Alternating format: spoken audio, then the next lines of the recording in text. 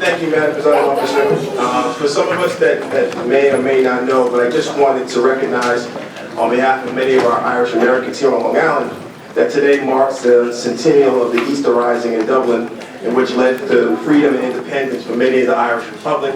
And obviously, as we enjoy these freedoms here in our country, we obviously want to see these freedoms throughout the world, and this marks the centennial for that. So I just wanted to recognize that. Thank you. Thank you very much. You're welcome. At this point, I'm going to ask the clerk to pull the roll. Thank you, Presiding Officer. Deputy Presiding Officer Richard J. Nicolello. Here. Alternate Deputy Presiding Officer Howard J. Copel. Legislator Sila A. Bino. Here. Legislator Carrie A. Solages. Here. Legislator Denise A. Ford. Here. Legislator Laura Curran. Here. Thank you. Legislator Vincent T. Muscarella. Legislator C. William Gaylord III. Here. Legislator Ellen W. Birnbaum. Here. Thank you. Legislator Delia DeRiggi Witten. Here. Legislator James D. Kennedy. Here. Legislator Laura M. Schaefer. Here. Legislator Dennis Dunn Sr. I'm Irish and I'm here, and I thank you. Come on. Legislator Judith A. Jacobs. Here. Legislator Rose Marie Walker. Here. Legislator Donald McKenzie. Legislator Stephen D. Rhodes. Present. Minority Leader Kavan M. Abraham. Presiding Officer Norma L. Gonzalez. Present, thank you very much. We have a quorum. Thank you very much. At this point in time, I think we really have a very beautiful agenda today because there are so many people we're going to recognize. But I would like to begin, though, since they look so professional back there. Legislator Bino and Legislator Schaefer have guests here today. And if you would like, you may introduce those guests, Legislator Bino, and you may join in with the Legislator Schaefer. You want to do it? Good afternoon. We're joined here with by the St. Bridget's Student Council, Westbury Dias. We appreciate them being here with us today.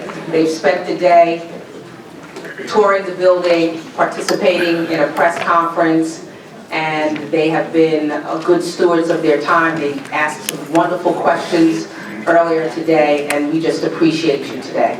Yes, and I think we have some future legislators in that group back there. Hopefully.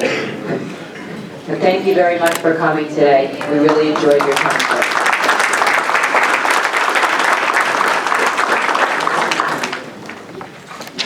Now we begin with our monthly event, which is honoring top cops. And I know that the president of the PBA is here to honor 2 police officers and the acting commissioner from that, Police Officer Robert Solis and Police Officer Jeffrey Toscano. Good afternoon, everybody. Good afternoon. Today we honor two police officers from our Bureau of Special Operations, Rob Solis and Jeff Toscano. On November 23rd, 2015, approximately 23:52 hours at night, while on routine patrol, they observed a vehicle that had some traffic violations. They pulled the car over. You know, for months we've been talking about this. There's no such thing as a routine car stop. And again, this was not a routine car stop by any stretch of imagination. They pulled the car over. They observed some stuff going on inside the car. The passengers acting a little nervous, reaching around the car, And that's one of the things that concerns a police officer more than anything else in the world, is when you can't see their hands, and when they're acting like they shouldn't be acting, like they have something to hide. Long story short, these two police officers, like I said, they're BSO, our elite unit. They're the top cops of our department that go there. They observed this, they watched what was going on, they started pulling the guys out of the car, interviewing them, giving answers that didn't match up with each other. Long story short, get everybody out of the car, they looked down on the floor of the car, and there's a loaded weapon on the floor of the car. All the subjects were arrested and charged with the possession of that weapon. Again, a weapon that was taken off the streets by the great work of these two police officers. A credit to our department. I know the Commissioner agrees 1,000%. On behalf of that, they were the top cops this month. Congratulations, guys.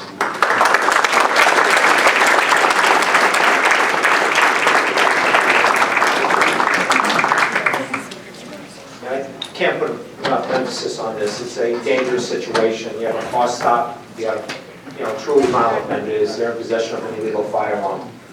And, Jimmy Carver said it, is they have no idea what's going on. There's a lot of movement in the car. In this particular case, these officers acted professionally, and due to the great job that they did, they were able to arrest these offenders without anybody being injured. So they do, with one less illegal gun on the streets of Nassau County. And they are a member of the BSO, Bureau of Special Operations, so the expectations are high.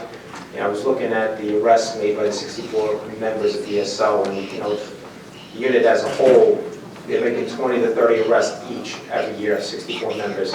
They are the cream of the, they are truly the cream. Excuse me. So, again, they've done a great job here, and they've made Nassau County a safer place, but that's what they do each and every day. So the one last thing I'll leave you with is you're recognizing the members of this department on a monthly basis. It's truly appreciated because every day cops are out there doing great police work, and you're highlighting some of those examples. So thank you for that. Have a good afternoon.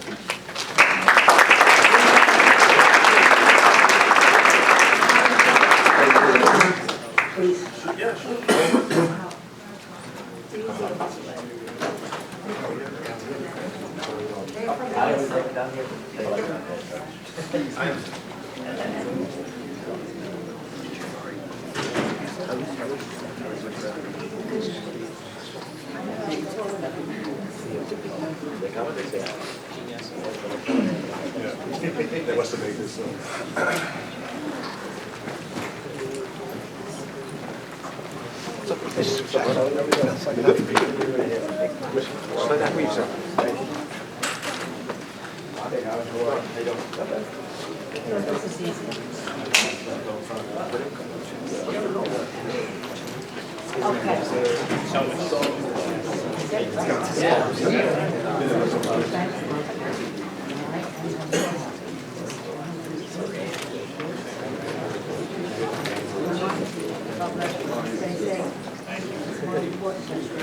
So now we're going to take care.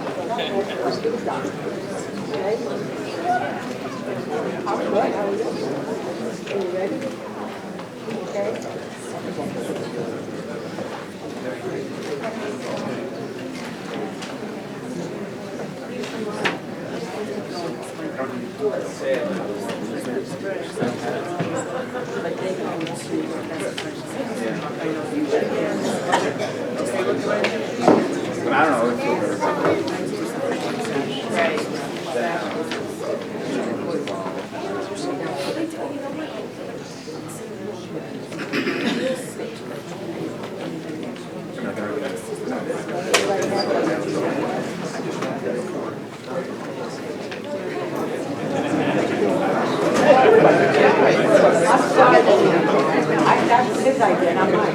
All right. You're the host.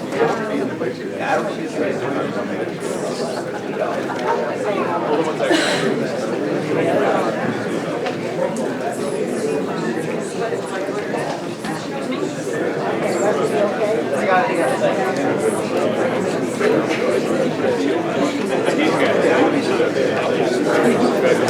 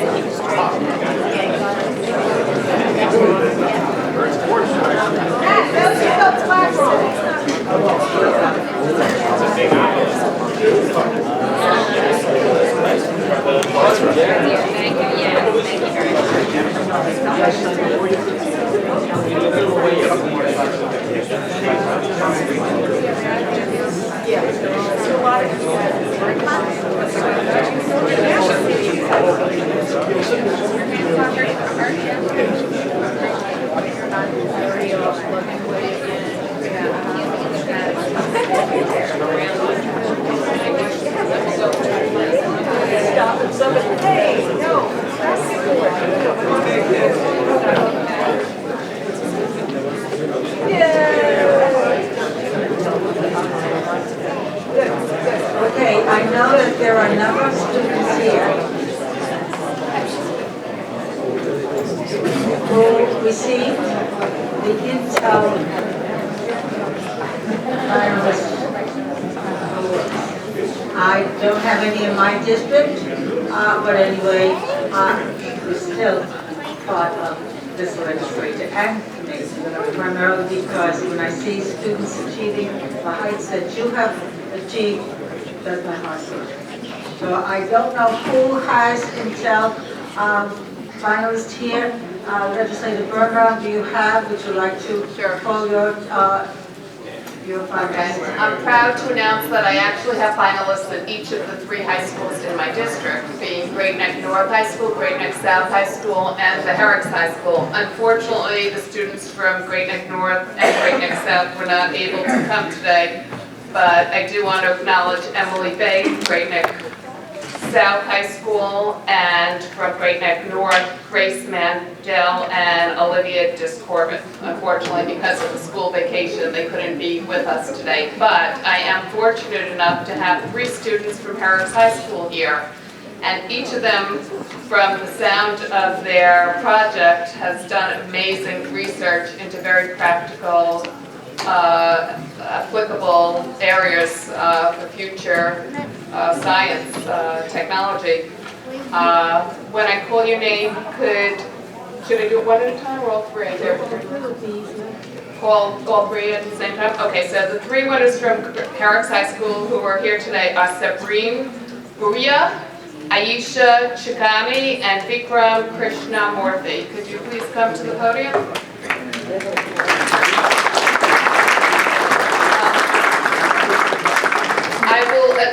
I'll try to say what your project is, but maybe each of you, could they speak for a minute and... Yeah, come on. Yeah, could they speak and announce what their project was? Okay, good. Let them go. Okay, each of you take turns. All right, so Sabreen.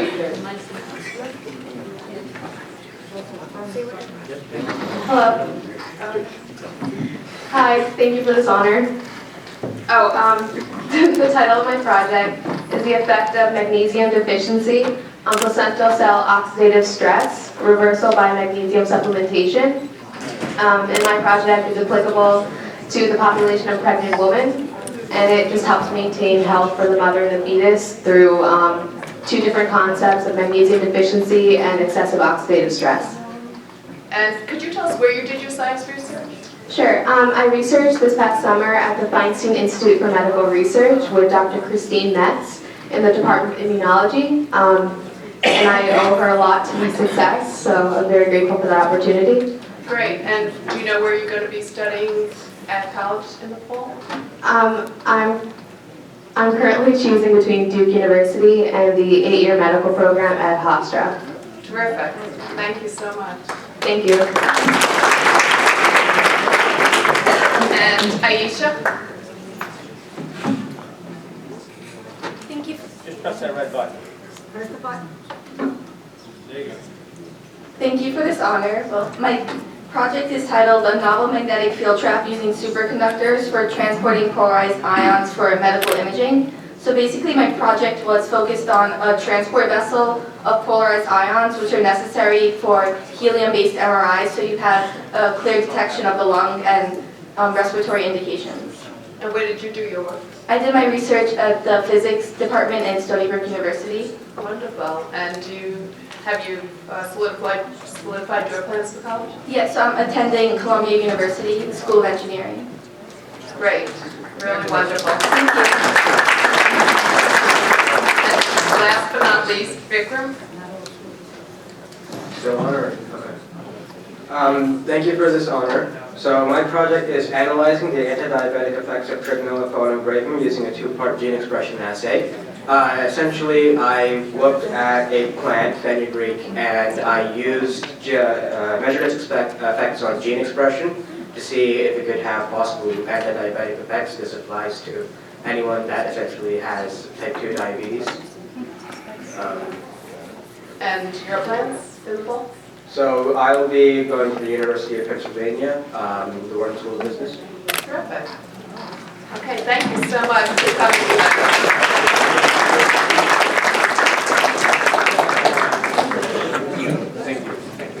Thank you, Presiding Officer. Good afternoon, everyone. I especially would like to congratulate all of the young people with you as our future. Our future is very bright. Congratulations to all of you. The recipient of the Intel Finalist Award from my school that I represent in my district, Elmont, who could not be here today. Her name is Augusta Omunzana Na, and she is the valedictorian of the school. You might have read an article about her. She recently was accepted to all 8 Ivy League schools. And this is the second year in a row that we have this at Almont Memorial High School. So there must be something in the water there. And as the commissioner said, they must be the cream of the crop. But I'm very proud to have such nice, decent, and very smart young people in my district. And that goes to show that we live still in a great county. Thank you. She could not be here today. She's traveling, choosing between what school she's going to go to. Is there anyone else who has Legislator Jacobs? Everyone laughs up here a little bit, but in a nice way, because I am very, very fortunate with the school districts I have in my district. Today, I have 4 students out of 5 from Syosset High School who joined us today, and if they could all come up to the podium, I'd appreciate it. Rachel Kang, Ben Senzer, Dan Hirsch, and Joshua Katz. And just decided who's going to go first, and just, I'm not going to even try to explain your project. I'll let you explain your project. Well, thanks for having me here. My study is entitled Analysis of Background Capital of Founders of Fortune 1000 Companies. And essentially, background capital is a term I created for this study that describes the founder's background characteristics in 4 major areas. And ultimately, by analyzing these characteristics, I was able to determine that certain populations have inherent advantages that give them competitive advantage in the business market. And these can be used with promoting equality of opportunity among disadvantaged groups, as well as the likelihood of economic firm success overall. Wow. Okay, thank you. And why don't you share with us what your desires are for college? So I'm not really sure where I'm going quite yet. I'm between Cornell University and Duke. Very good. Excellent. Okay. Just say your name. Hi, my name is Rachel King, and thank you so much for this honor. So, on Long Island, the single largest user of electricity is the Long Island Railroad.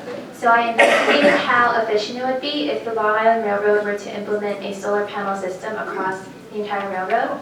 And I found that in only 3 to 4 years, they would gain a monetary profit from investing in the system, and that this investment would also increase the safety and convenience of their passengers, and that they would be able to use their savings in order to further provide better services for their customers. Well, Rachel, I must tell you something. A lot of us in the legislature attended a breakfast this morning put on by the New York League of Conservation Voters. one of the largest things that were discussed was solar energy and how it can save money. And we also discussed the second largest item that was discussed was the Long Island Railroad. So Norma, the presiding officer and I looked at each other. It was almost like you united them. And are you going to send your report to someone at the Long Island Railroad? If not, I can help you. I know who to send it to. I've actually been in touch with someone who works for the Long Island Railroad, so I hope to use my project to provide an impetus for the Long Island Railroad to actually initiate this project. Okay, but listen, if you actually would like to call my office later, later today or tomorrow, and we could tell you who to actually send it to, who is pretty high up there. And I think it's wonderful, because they were one of the people talking about it today, about solar energy on houses and on stores. So you're giving them another idea of their own. And where are you going to school? I'm most likely attending Harvard University. Very good. Thank you. Thank you.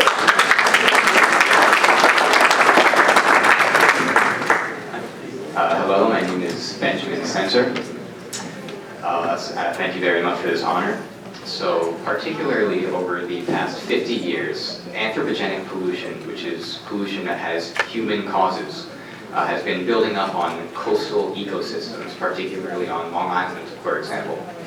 And so my project was involved with finding a way to quantify the amount of pollution that's ending up in these ecosystems by analyzing the chemical composition of protists that live in the marsh, known as foraminifera. Did you do your project, did you do your research on site at these different areas, or? Yes, so I collected samples from northern and southern Long Island on coastal marsh ecosystems. Excellent. And your school is? Harvard University as well. Very good. Congratulations.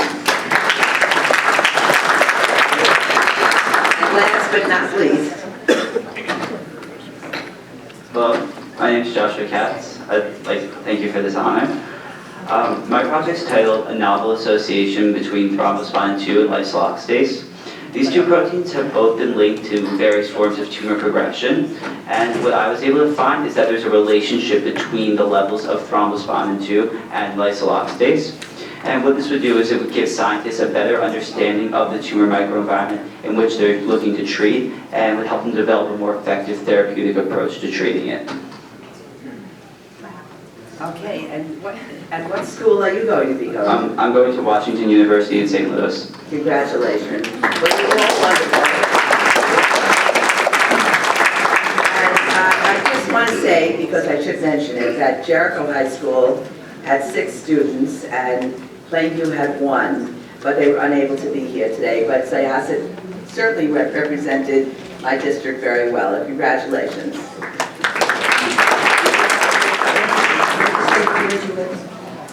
I am very fortunate to have 2 from Schneider High School in Fort Washington. Can I please ask Emma and Madeline to come up?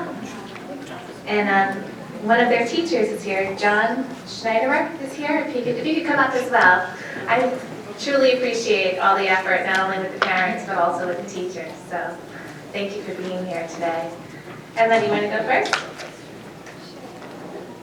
Hi, my name is Emma Feldman. I'd like to thank you for the honor of being here. So for my project, I looked at a less expensive way to filter water by looking at the membranes that are used in water filtration processes and how the profit can be minimized with that while still maintaining a high quality of filtration. Thank you. And Emma, where do you think you want to go to school? Do you think? I'll be attending the McCormick School of Engineering at Northwestern University. That's wonderful. You know, it's another subject, what you just did your project on, it's another issue that we deal with almost daily here, and it's really amazing that you guys are writing things that pertain to our county, so, and other counties as well, but it's amazing. Congratulations. Thank you.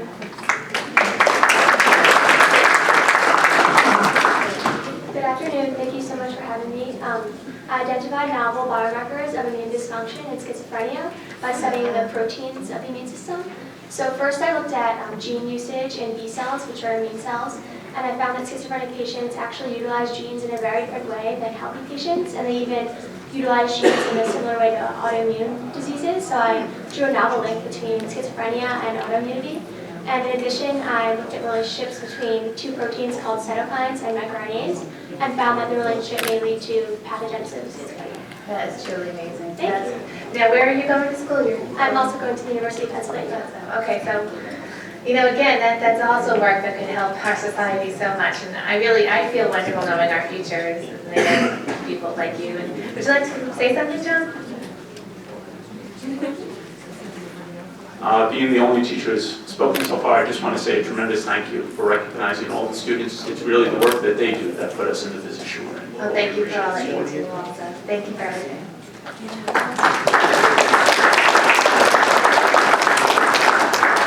Legislator Schaefer? So I had two students from Garden City High School who were recognized, and neither one of them are here right now. One of them I did get to meet, and that was the one who was here earlier that I was able to meet with her and her mom was Elizabeth Rieger.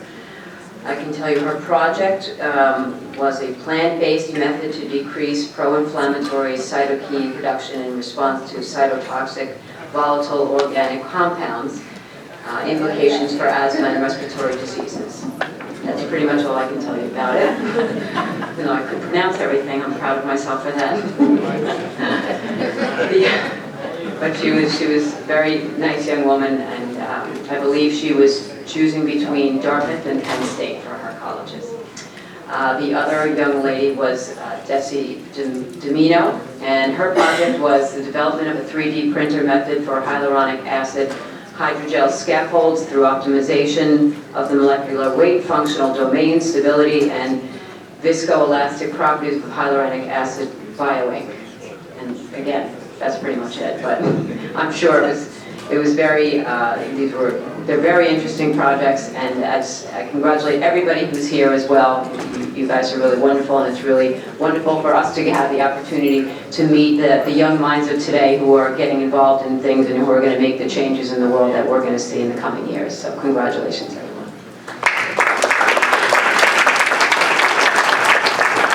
Is there any other legislator who has an intel? No? I just would like to mention that the research director for Syosset High School, and I was remiss in not bringing her up. I wonder if she could come up here and introduce herself. And I'd like you to tell the story about where would you say next week you're going someplace? Why don't you tell them? I'm Veronica Aid. I'm the research facilitator at Syosset High School. Thank you for having the students here. They work very, very hard to get where they are, and it's wonderful to see their accomplishments recognized. Quite a few schools on Long Island are actually heading to the International Science and Engineering Fair in 2 weeks. It will be held in Phoenix. There will be 20 projects from the Long Island area, and then there are 13 projects from New York State that are all headed there. So I'll be headed there with 2 students from Syosset High School. Mr. Schneller is coming. Actually, Madeline is one of the students coming with us. So we'll be headed there for the second week in May, and we'll be out there, and the students get to present their projects at the international level, along with 1,800 students. Wow. Thank you so Thank you much. for having us. I congratulate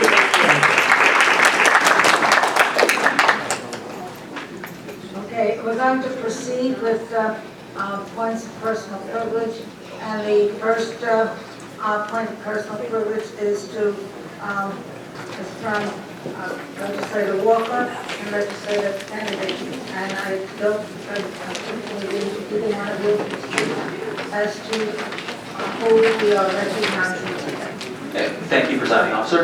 Hi, everybody. I am James Kennedy. I'm here today to congratulate 4 young men and 1 young woman for they actually are now regional champions, the National Science Bowl, and they're going to Washington, D.C. to compete in the national championship. And I know a little bit about this, not me personally, but right now my nephew is going to be competing in the National Quiz Bowl, similar, and it's in Texas. And I completely understand the amount of work that he's putting in. I can only imagine how much work you guys have put in. It is very, very impressive from talking to him and my sister. Also, the U.S. Energy Secretary said that National Science Bowl continues to be one of the premier academic competitions across the country, prepares America's students for the future successes in some of the world's fastest growing fields in research and engineering. And I'm sure that these young men and young women right here are going to be a part of that future. I just want to say also, the Farmingdale High School, their coach, Mr. Peter Macchia, who has, thank you, Mr. Macchia, has led them this way, and they said that the team worked very hard for their victory, and they took a different approach this year. Well, last year they won, this year they took a different approach, and they've also won the regional and they're on to the national. Instead of trying to just win a trophy, they're preparing for college. So they're benefiting from studying together almost every day, and win or lose, they will be successful in college. So I would just like to ask Mr. Macchia, teacher, if you would come up to the podium and introduce those students. I'd like everyone to see each and every one of them, and I'd like to say good luck, congratulations, and thank you. Yep. Thank you for that introduction. I am very proud of this team, and I do know that they did understand every one of those Intel projects. So that is what they are benefiting from all of our work. We do have Clarice Baez. Come on, stand up. And I think the team will come over also. And Clarice has captained the team when we work on improving the entire group. We sometimes have our Captain Siraj sit out so that everyone else gets an opportunity to thrive without having to compete with each other all the time. And then we have Ramin Chowdhury and Jake Chamas and Hamza Malik, our only junior on the squad this year. And they are most impressive when you get to see them at work. So I thought I'd let them get to say something. And in their competition, what they do is they buzz in first, and if they are successful after that, they get to work as a team for 20 seconds. And they can pull off a pretty good answer to just about any question in math or science in that 20 seconds. And something that I'm most proud of this team is that when an audience gets to see them, they become so impressed by the level of communication they have. And in the current workforce and careers they're going to be getting into, it's not the type of stuff you do independently anymore. You need to collaborate and you need to work together. So I'm hoping they can show that off now with 20 seconds to prepare some thank yous. Okay, so honestly, thank you to the legislative staff and our parents, and I'll say where all you guys went to college. Columbia. Sustainability, engineering, environment, what you're reading, computer science, and you want to go to Duke next year. Hi everyone, my name is Siraj Morales-Dauran. I would like to extend a very heartfelt thanks to everyone at the legislature as well as all of our parents for helping us through the past 2 seasons and for your recognition of our hard work. I'd like to briefly just say where everyone is going to school. Next year I'd be attending Harvard College majoring either biochemistry or astrophysics. Clarice Baez will be going to RPI and majoring in biomedical engineering. Ramin will be going to RPI as well and majoring in computer science.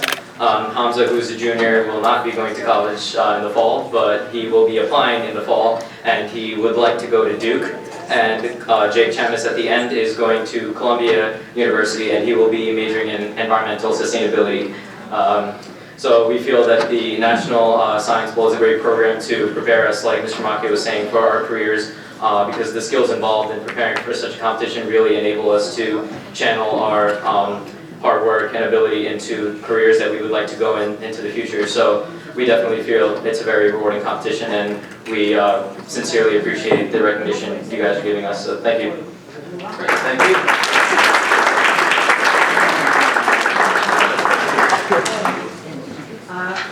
Legislator Walker. I too would just like to congratulate our students. You know that Legislator Kennedy and myself, we both represent the Farmingdale area, and we are so, so very proud of you. And I'm so glad that you understood all about the Intel finalists, because we step outside later, you could give me even a small clue, because I had no idea. Once they started speaking, once they started talking about their projects, I don't even know how they come up with an idea to do any of those projects, and here you understood all of them. But we cannot tell you how proud we are of you. We know you're going to be very successful, but no matter what the outcome is, we thank you for your hard work, for your dedication. And we could see right from the beginning there that the captain took charge when you were going to say a little something at the microphone there, and I'm sure our junior will probably lead this group next year. So we look forward to seeing you again next year. To all our seniors, the best of luck. Best of luck in the competition coming up in Washington. And like I said, you make us proud every day. No matter what the outcome is, you make us very proud. And we thank Mr. Macchia for all his hard work. And I see you have some friends with you today, some helpers. I bet they're your family. Oh, yeah. Yep, for... So, thank you all for being here today. Thanks for having us. Thank you.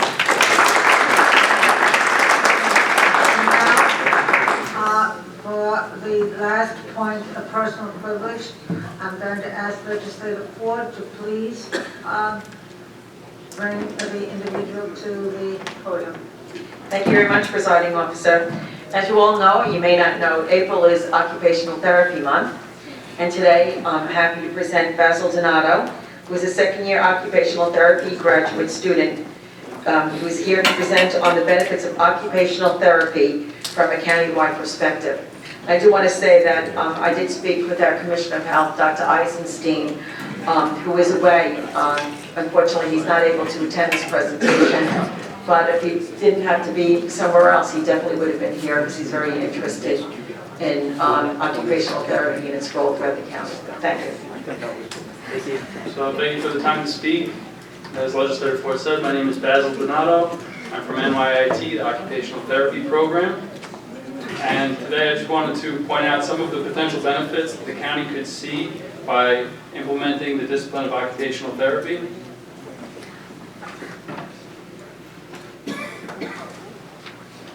So what is occupational therapy? Since most people do not know, it has nothing to do with your job or however you earn gainful employment. Occupational therapy is the procurement, maintenance, or increase of skills required for functional engagement in required or desired activities. So what that really means is what you do every day to live. You got up this morning, you took a shower, you made breakfast, planned your day, got into your car, traveled to work. All of those things are treated by occupational therapy should you have lost the ability due to a trauma or situation from birth.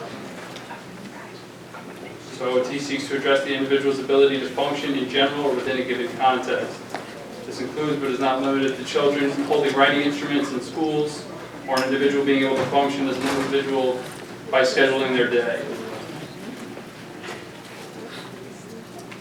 Is OT like PT? They're very similar, but they are completely different. The easiest way to think of this is that PT is everything below the waist. So anything involving ambulation is PT. Occupational therapy is everything above the waist, especially the arm. Also above the waist is the brain, so the thought process. Another way to think of that is physical therapy gets you to where you're going, and occupational therapy is what you're doing once you are there. So as I said, occupational therapists work in many settings, including schools, hospitals, outpatient clinics, as well as major corporations, and in public health, which is why everyone is here today. Within these settings, they work with children, patients of various diagnoses, and their families. So the goals of occupational therapy are client-dependent and very specific to each situation. And they may work to increase the abilities of a person within their own hygienics, taking care of themselves, bathing, any standing hygiene, planning shopping trips, functional use of an injured limb. If somebody has lost a limb due to an amputation, once they are given or provided a prosthesis, occupational therapists are the ones who implement that and ensure that the patient or client can proficiently use the given item. So behavioral occupational therapy is the real purpose of today, to point out how the county could benefit from programs that look to target youth to prevent crime or any adverse situations from occurring.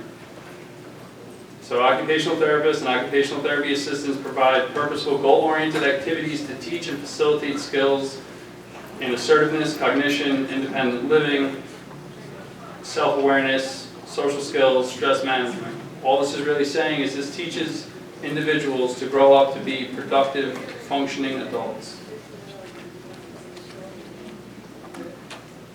So some of the tools of the trade for occupational therapy focused upon the physical aspect. As seen up on the screens or in the screens in front of you on the left is a sock aid. It's how somebody who cannot bend at the waist after having, say, a hip surgery would be able to dress themselves without much aid.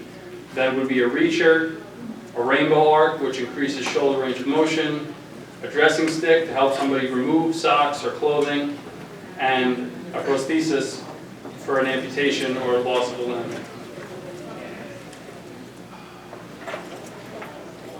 So how all of this could tie together to benefit the county can be highlighted on the screen above you, which took place in Chicago from 2008 to 2010.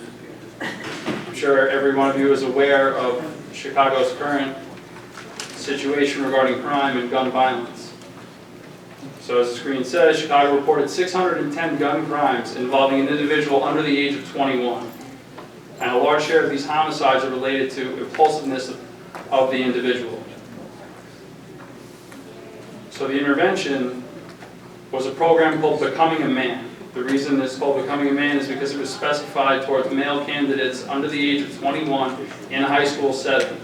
And it seeks to guide the development of resilience and self-efficacy. And resiliency is the ability to overcome challenges, while self-efficacy is the extent or strength of one's belief in their own power or ability to complete tasks and reach goals.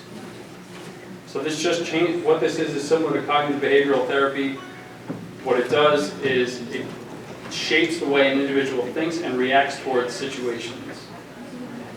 So Becoming a Man, or BAM, the sports edition, was implemented within school and after school for a specified amount of time. It cost $1,100 per student to implement.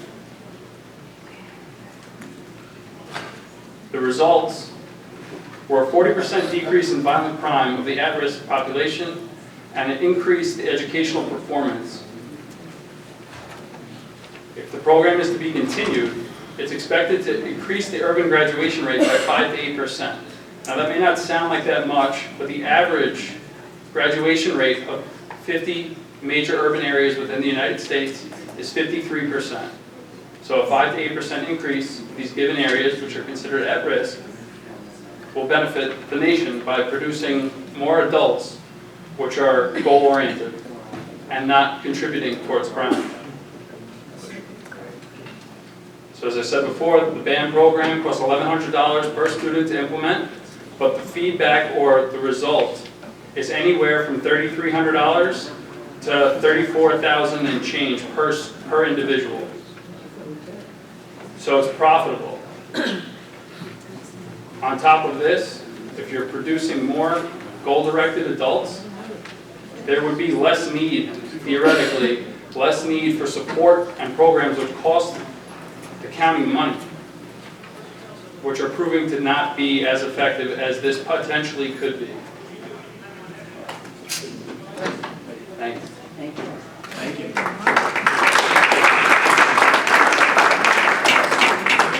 Basil, thank you very much. Considering the study that was done in Chicago, with these young students, how is it that an occupational therapist gets involved in this? Like, how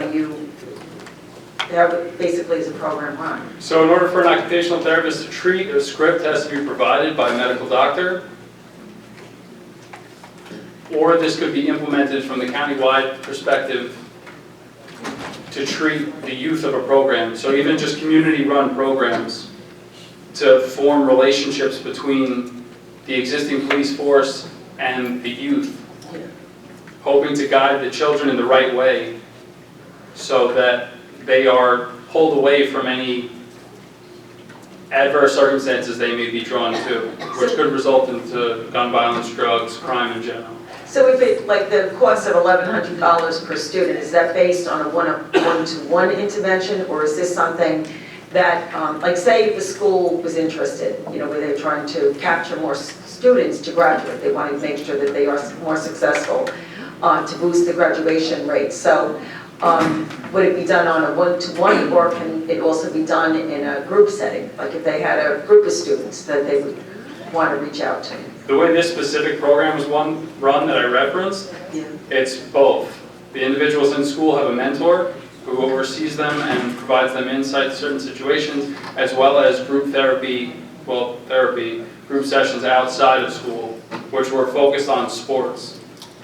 So it was trying to occupy the population's time when they were not engaged in school. Perfect. Well, now, I'm just going to segue off into something else where today, we had a press conference in regard to providing better opportunities for veteran-owned businesses here in the county. And, a lot of them are basically handicapped. They, the amputees, so forth, from the wars and stuff. And I know that we have occupational therapists that work within the county. Just really, like my interest would also be the involvement of occupational therapy in helping a lot of the veterans that come home from these wars that may need the assistance. Do we provide, how can you help a veteran in that instance? And also, if you could segue into, if we look at housing for them, housing opportunities, would an occupational therapist get involved in helping to design or set up a house for a veteran who may be an amputee? So as mentioned before, it's very case specific. Every intervention is going to be tailor-made for the given individual. But from the panoramic perspective of this, occupational therapists could work to increase the returning veterans' function within their given environment. So how they handle their stress, how they go about their morning routine, any routine within the home, just helping them to function at the highest possible level for their given situation. And I'm sorry, what was the rest of that question? Just if we ended up, I know a lot of times where the challenges of getting housing, and I know that there are various groups that do, the Stephen Siller, what is it? Dan, Gary Sinise's group, they build homes, geared for veterans that are, amputees, that are physically disabled. So, do they normally, throwing you a level, I guess, but when homes like this are designed for people with disabilities, do they bring in occupational therapists to help set the housing up or to give suggestions on the design of a kitchen or a bathroom, or is that something outside of the realm of OTs? That's a possibility, but whether or not that takes place would be in the hands of the builder. That's absolutely a possibility because occupational therapy specializes in ergonomics, as I said before, that major corporations employ occupational therapists, and that could be anything from to specialize somebody's given workspace. So all of you have offices, but I'm sure that if you were to go in there and compare it to the textbook regarding what is functional and the healthiest setup for you to work within, there would be some variances where I'm sure that offices would be off. You can go as specific into that as you wanted to, and that goes down to the height of your computer monitor, to the position of your phone. So regarding your home setup for a returning veteran who has a physical and or possibly psychological diagnosis, how deep you go into it is up to the given situation. But yes, occupational therapy could specialize a house regarding stairs, employing universal design so that there are few hindrances for the individual. Thank you very much, and thank you for your presentation. Thank you for your time.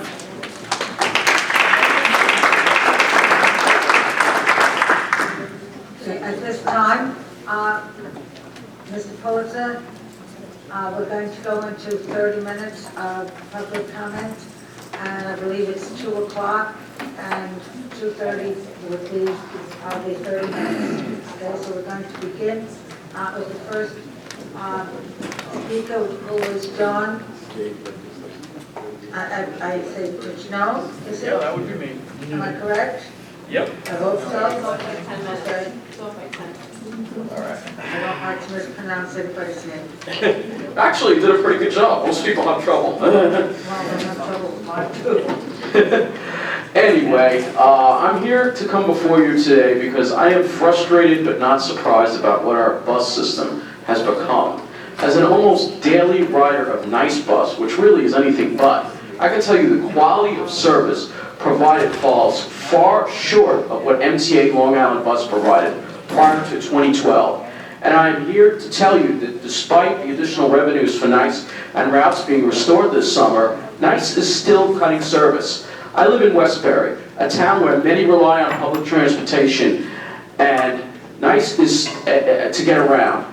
The Long Island Railroad does not serve us well. Despite good ridership numbers, too many trains skip our station. So the N22 bus route is a lifeline for many in our community. I was flabbergasted when I looked at Nice bus schedules and that started April 24th to see that several eastbound buses in the evening on the N22 now end at Roosevelt Field instead of continuing to Hicksville through Westbury. This includes the last eastbound bus on weekdays and Sundays. The N22 is busy and often very crowded at all hours, and this change seriously baffles me. And I just want to say that Nice wrote me back after a comment claimed that only 2 people were on the bus at that time. I can tell you that is not true, because I've been on the bus at that time, and there's way more than that. In particular, the Newcastle section of Westbury depends on this route heavily. It's as if Nice wants to drive these riders to taxis, many of which still bank Ed Mangano on their roofs. Prior to 2012, Westbury, along with many other Nassau communities, had much more frequent bus service on the N22 and N35. The N35 used to run 30 minutes all day. Now, if Nassau had agreed to work with the MTA back in 2011, we would most likely still have this level of service. Transdev is a for-profit company. They can care less about their riders, employees, or the buses. Their maintenance falls far short of what MTA provided. Many break down every day, leaving riders waiting for the next bus, sometimes up to an hour. And buses only a few years old look worse than their older counterparts in the city. It is really time to do right by the people of this county and bus riders and get back to the table with the MTA to restore the Long Island bus service we had prior to 2012. I want to thank you for your time. Thank you very much, Mr.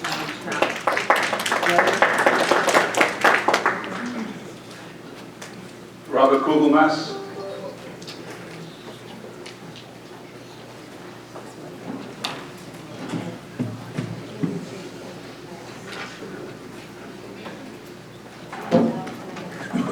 This is regarding Baldwin's Grand Avenue Road Diet. Actually, it's gastric banding surgery designed by Lero's Scrooge engineers. 4 moving traffic lanes reduced to 2 on a major commercial street for 3/4 of a mile. Baldwin's community leaders are desperate for improvement to the rundown sections of their downtown, north and south of the train station at Sunrise Highway. Since World War II, across the country, downtowns have declined, outcompeted by shopping centers, strip malls, and big box stores. Today, America's new Main Street looks more like Sunrise Highway in Suffolk County. Baldwin's Food Bars reached out to Lero engineers who have dusted off their one-size-fits-all complete streets design. The shills at Lero say this is going to rejuvenate Baldwin and reduce store vacancies. Lero says, just look what our plan did to Hamburg, New York. That's their primary case history on page 7 of the report. What a crock. What a fairy tale. Hamburg is nothing like Baldwin. 15 miles south of Buffalo, the town of Hamburg is 1/10 the density of Hempstead Town. The village of Hamburg is 1/2 the density of Baldwin, with 1/3 the population. Their village has wide expansive streets everywhere, large building plots, empty lots, and the village is surrounded by open fields. That doesn't sound like Baldwin. Their main street has 4 roundabouts, a ridiculous comparison to Baldwin. I've been railing about the poor engineering. Let me flesh out an example. They're taking away 2 active traffic lanes. With 1 lane, they're splitting it in half and putting a bicycle lane adjacent to the parallel parked cars on both sides of the streets. Manhattan does a lot of bicycle lanes. Best practices now are to place the bike lanes safely between the curb and a protective row of parked cars. If you insist on inserting underutilized bicycle lanes, you're better off safely sequestering the bike lanes together on one side of the street and turn the parallel parked cars into diagonally parked cars on the other side. That doubles parking on the street, doubles it. You already own the land, No eminent domain is needed. The parking lot is already paved. That will organically help the landlords and the developers compete. The unimaginative Lero design robs us of the opportunity of increasing parking spots by the hundreds, a chance for the old downtown to compete for businesses. That's enough for today. Next month, we'll be discussing Jackson Avenue in Syosset, Ms. Jacobs. Yes. And also, Ms. Newcastle will be talking about Prospect Avenue in your turn. My name is Legislator Bynum. Don't call me Ms. Newcastle. Okay. So I hope to see you then, next month. Thank you, Madam President. Alrighty, next speaker is Dominic Kazmowskis. This is an item in support of the fire prevention ordinance. It's going to be coming up shortly on the calendar. You can either speak now or when the item comes up. It's up to you, your option. Yeah, I'll speak now that I'm here. Just the national, Dominic Kazmowskis, New York Regional Manager for the National Fire Sprinkler Association, and I rise in support of this ordinance, and slightly overdue, but glad to see it. There's a few areas that need to be ironed out, and working with the Fire Marshal's office here in the coming weeks, and I urge your support of their ordinance. Thank you very much. Thank you, sir. Go ahead, Paul.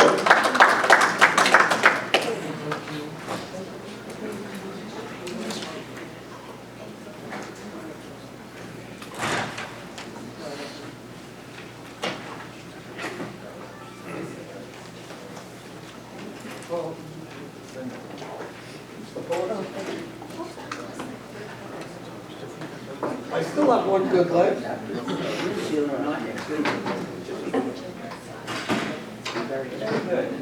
Good afternoon. My experience proves that if one person is not protected from harmful discrimination, no one is.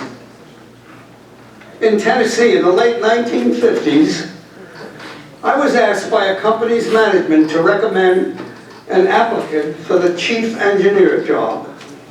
I found a resume with top credentials and was told, we can't bring him down for an interview. I asked, why not? He's the best one. The reason was, he has an Italian-sounding name, and his skin might be too dark. Any Mediterranean-sounding name might be subject to the same harmful discrimination. Also, as I cited here last month, there are many examples of harmful discrimination because a person is thought to be something they are not. Hatred blinds people to the facts, like the man who stood here 2 months ago and claimed transgender rights would lead to men invading ladies' room and molestation of young girls. He ignored the fact as they are and stirred emotions by specifying the innocence of young girls. His bigotry asks us to be blind to the fact that transgender people already use gender-specific facilities appropriate for their gender identity, and young girls are not molested. No one is. More than half the United States lives with transgender rights laws, with no bad consequences reported and no invasion of privacy noted. Only bigotry propels people to use emotions because the facts disprove their claim. Bigots proclaim the future doom that present reality disproves. Stop the idiocy. Stop the idiocy. There's no bathroom problem, and our laws do not now protect us. These are excuses for anti-Americanism. Do not stand in line with bigots. Follow your head and your heart, and do what is morally right for America. Equality for all is not a means to a higher political end. Equality for all is the highest political end. Science has proven time and time again, no one chooses transgenderism. We are born this way, and thus we are stuck with God's will, pass the gender clarification law, and stop the idiocy. I thank you for listening, and I call your attention to the reverse side that proves with documented facts that the bathroom issue is not an issue, it's created as an excuse. And Mr. Corsa, will you put both sides of the address in the record? Thank you. Okay. Melissa Barber, New York Fire Sprinkler Council. I'll speak when the ordinance comes up. Okay. Jack McCloy.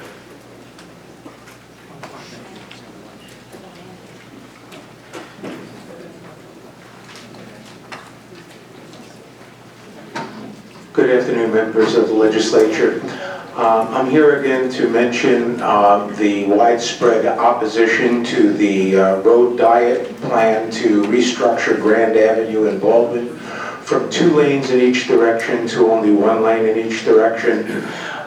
It will affect our fire department. The main Baldwin Fire Department is located right in the area where the reconstruction is proposed to take place. The 1st Precinct uses this main north-south corridor to get to any emergencies in North Baldwin. It's the only 2-lane in each direction roadway in Baldwin that travels north and south. And also EMTs bringing anybody from North Baldwin to our closest hospital, South Nassau Communities Hospital, would use this roadway to get emergency patients to the hospital in the shortest amount of time. This roadway was just recently resurfaced less than 2 years ago.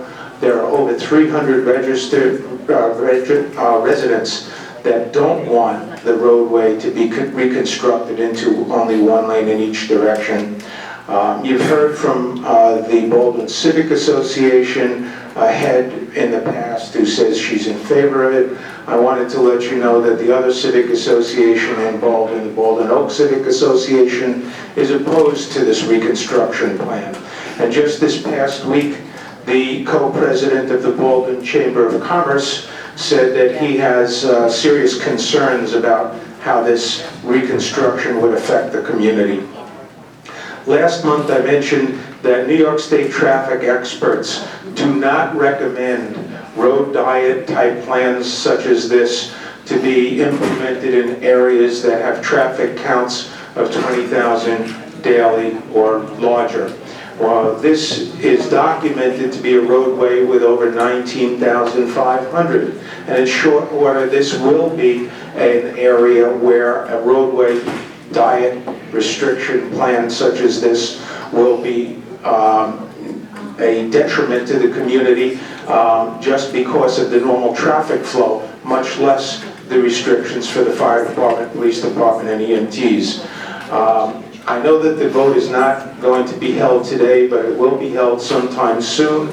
I just wanted to remind you that this is going to be expensive, it's not necessary, and it will result in a dangerous condition, and I hope that I might be able to convince my local legislature to change her mind, because there's a lot of people that feel that this is not the best way to spend resources. Thank you. Thank you, Mr. McCoy. Colette Coyne?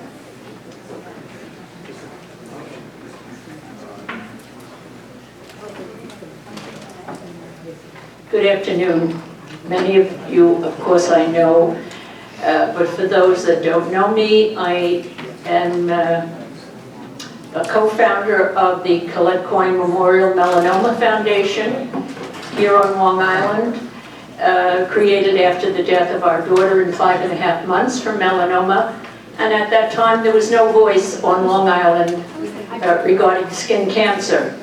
I would like to commend also the legislature, because they were the first, really, in 2005 to pass a bill with tanning restrictions for minors. The rest of the state followed, and many states throughout the country followed. So today, again, I am here asking for protection for a particular group, and that is our lifeguards. for those that are not aware of what the statistics are, since 2012, that's our latest stats, 1 in 5 across the board will get skin cancer. 1 in 50 will get melanoma. And melanoma, in fact, is the fastest growing cancer in America, and it is the most common cancer for young women 25 to 29 years old, and the second most common cancer for 15 to 29-year-olds. So the focus of our foundation is prevention through education and offering free screenings at our local beaches here in Nassau and Suffolk County. For the last 17 years, thousands have been screened, and the statistics remain the same. A third require referral in their community by their local dermatologist. And since I spoke with you, we've had a 32-year-old from Massapequa Park pass, a young woman, Lisa Almato. We've had just recently from Call Place, a young woman 5 days after her 28th birthday. She was diagnosed in October and passed in December. A young policeman, 31 years old, from Levittown. And so the statistics keep increasing. And unfortunately, we are not aware, people are not aware of the danger of skin cancer, which is, for the most part, preventable. My concern, as I look, certainly not in Nassau County, I would have to say many of our lifeguards are well protected. My concern is for the lifeguards who don't have the smarts, that's the way I would put it, to use the umbrellas, to wear a wide brim hat, to use sunscreen. All of these things are necessary to prevent skin cancer. I would like to read communication I received just about 2 weeks ago. Excuse me, madam, your 3 minutes has expired. I'd just like to read this. To put it into context, I am a fair-skinned, red-haired person. I was never one for being in the sun too much because my parents were sticklers about sunscreen and shade because of my complexion. I became a lifeguard my junior year of high school at such and such golf and country club in Hop. And I worked there every summer until I graduated college in 2010. That was about 6 summers of straight sun exposure, which is something I wasn't used to. I guess I was somewhat aware of skin cancer at the time, but I never thought I would be at risk. I wore sunscreen, I tried to stay in the shade while guarding, so I didn't think there was anything to worry about. The scariest part about this entire situation, no one thinks they are at risk. The pool did not supply real shade, and while I was guarding, I was exposed to direct sunlight for hours on end. I think if there were more resources available, like umbrellas, shade, as well as a push for more awareness, those who are lifeguarding in the sun will be safer and less prone to skin cancer. So Nassau County led the way in 2005. I'm hoping you will lead the way in passing a resolution for some kind of a mandate for lifeguards to at least have umbrellas over them. Let's face it, young people don't have a clue. They're invincible. And many of them want that tan to look great. They are the role models for our young people at the beaches and at our pools. So I ask you, please consider this resolution. Thank you. Thank you, Colette. Richard Pavone, would you like to speak now or when the item comes up? Wait, we just need a comment to Colette. Can you give a second? Richard?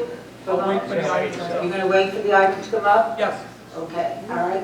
And then we have... No, can we just, with Colette, I would just like to just say something real quick. I just want to give you so much credit. I can imagine after losing your daughter how difficult it is to talk about this. And I want to say, as a former swimming instructor who spent 6 summers out there with baby oil we used to put on, we really didn't know, and I've had my share of Clark's moles and everything else. So you're not only, you're such a courageous person, and I have such respect for you. I hope that we do the highest possible standard, not only for swimming instructors who my kids are, but also another one of my children is a camp counselor, and they're out in the sun all day also. So I appreciate you making everyone aware of it, but I think we have a lot of work to do. So thank you for coming today. Presiding officer. Can I just say one more thing? All right. During the item.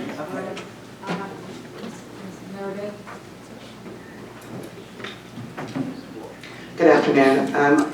Rita J. Maraday, 758 Wesley Street, Baldwin. I'm also signed up to speak with regard to the hearing on the contracts for service-disabled veterans, so I don't want to use my time for that, but I do want to speak at this particular opportunity to concur with my neighbors from Baldwin, and I am also opposed to the road diet for the very comprehensive reasons that were noted. And if the legislators would, desire to take up a van and just go down Grand Avenue anywhere between 4 and 6 o'clock, and you pass over Sunrise Highway, and you'll see exactly what we're trying to get across in terms of just the impossibility of this design even working. And we already have a problem with residents and young people who are getting hit crossing Grand Avenue that has yet to be addressed, even though we've had numerous studies.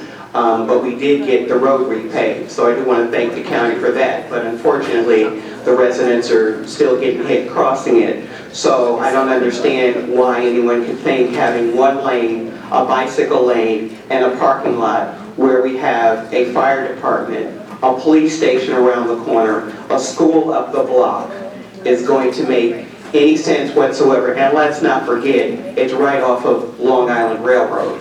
So again, just food for thought when you're making those decisions with regard to that. Also, with regard to the nice bus, yes, the 35 goes through Baldwin, and there are numerous occasions, as I'm sure Legislator Curran can concur, because I have sent pictures to her on the numerous occasions when the N35 has broken down along Grand Avenue, and it makes it very difficult for residents who depend on those buses to have to wait upwards of an hour and a half before they can get transportation to their jobs to pay the taxes that we pay in this community with no relief. And again, I still stand with an issue with regard to how we can support all this funding and allocations, and I'm all for the situation with dealing with the pools. I myself now have sun sensitivity because of the medication that I'm taking for the COPD that I acquired as a first responder at Ground Zero. So I understand that. But we still have to deal with the traffic safety issues in communities such as Baldwin, where we have young people who cross the street willy-nilly.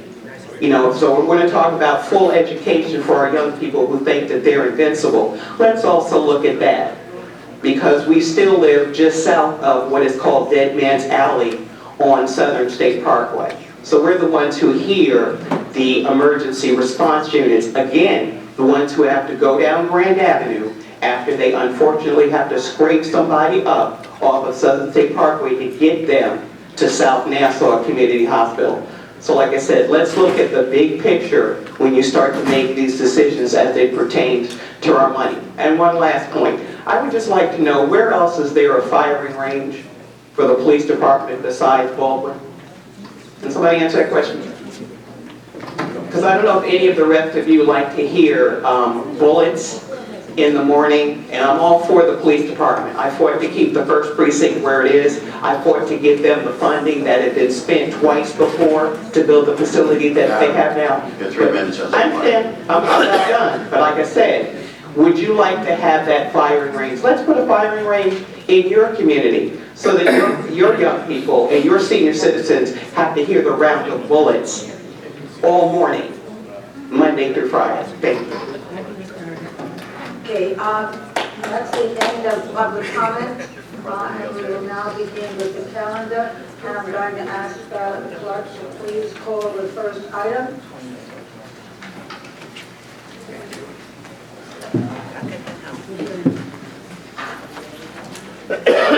Call hearing on proposed local law clerk item 141-16. Item number 1 on the calendar is a hearing on a proposal local law to add Title 82 to the miscellaneous laws of Nassau County in relation to ensuing service-disabled veterans have greater participation in county contracts. Motion to hold open hearing, moved by Legislator Gaylor, second by Legislator Dunn. Okay, Mr. Mayor, are you going to talk on this item, or would you like the legislators to do it?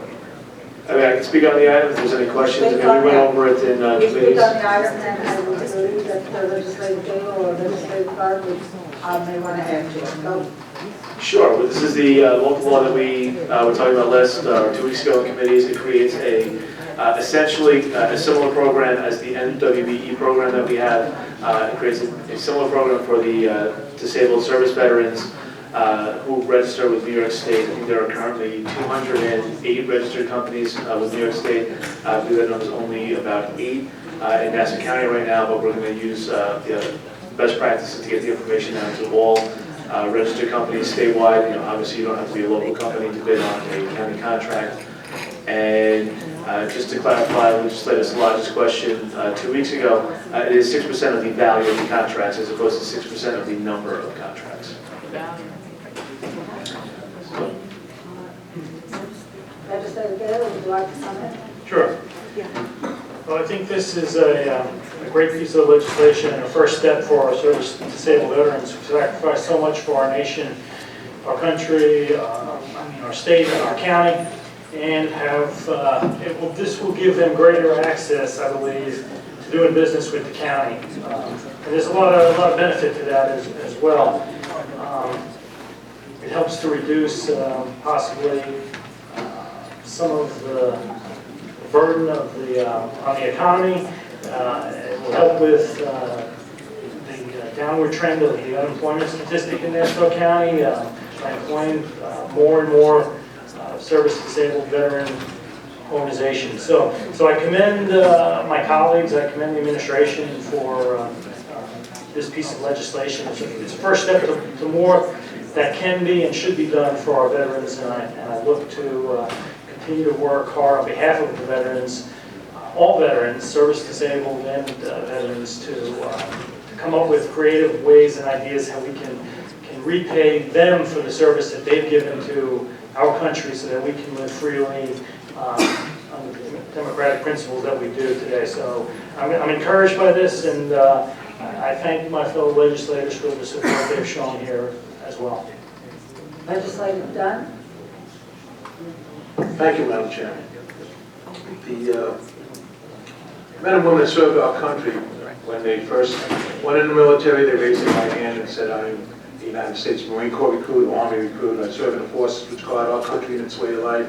I'm prepared to give my life in its defense, so help me God. That's a step that most people in this country never take.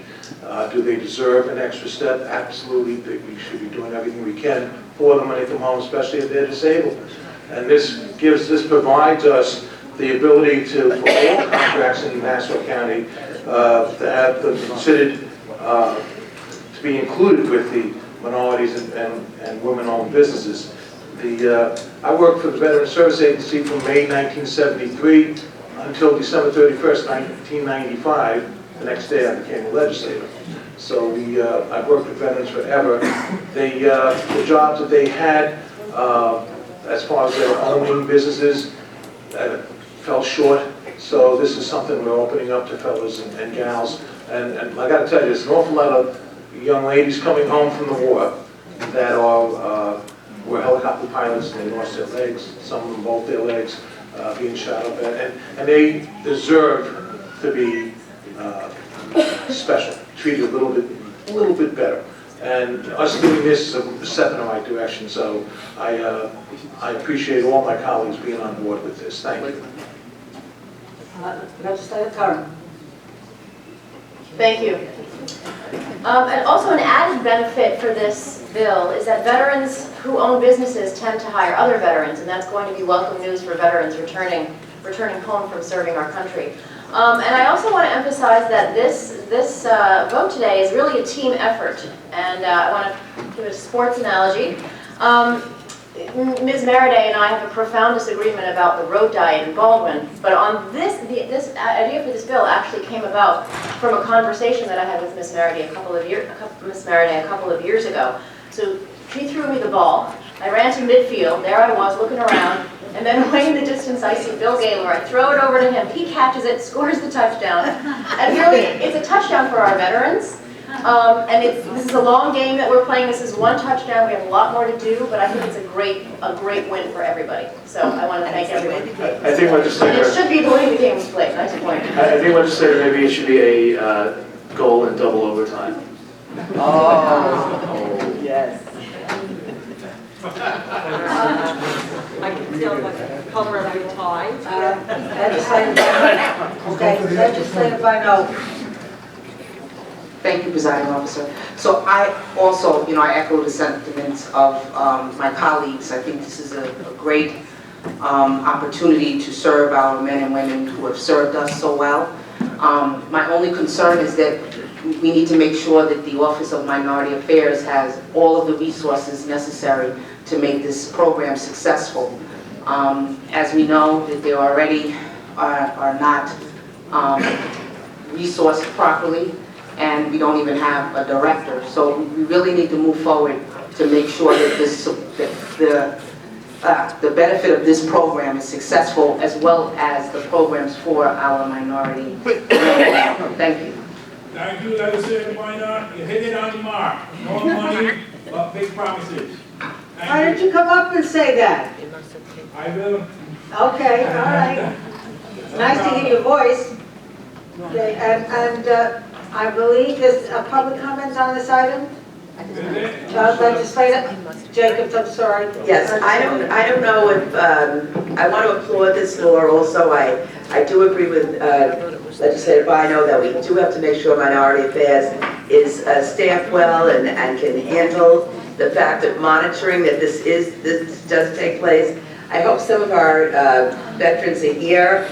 I'm sorry I didn't join you today. It wasn't for not a lack of wanting to, but because I walked in when my 4 Syosset Intel winners walked in, and I was sort of like I couldn't get up there to be with you. But my heart is there, and I think this is a very good law. And I applaud the great game, in quotes, that was played by Legislator Curran and Legislator Gaylord that ended in a win for everybody. So congratulations.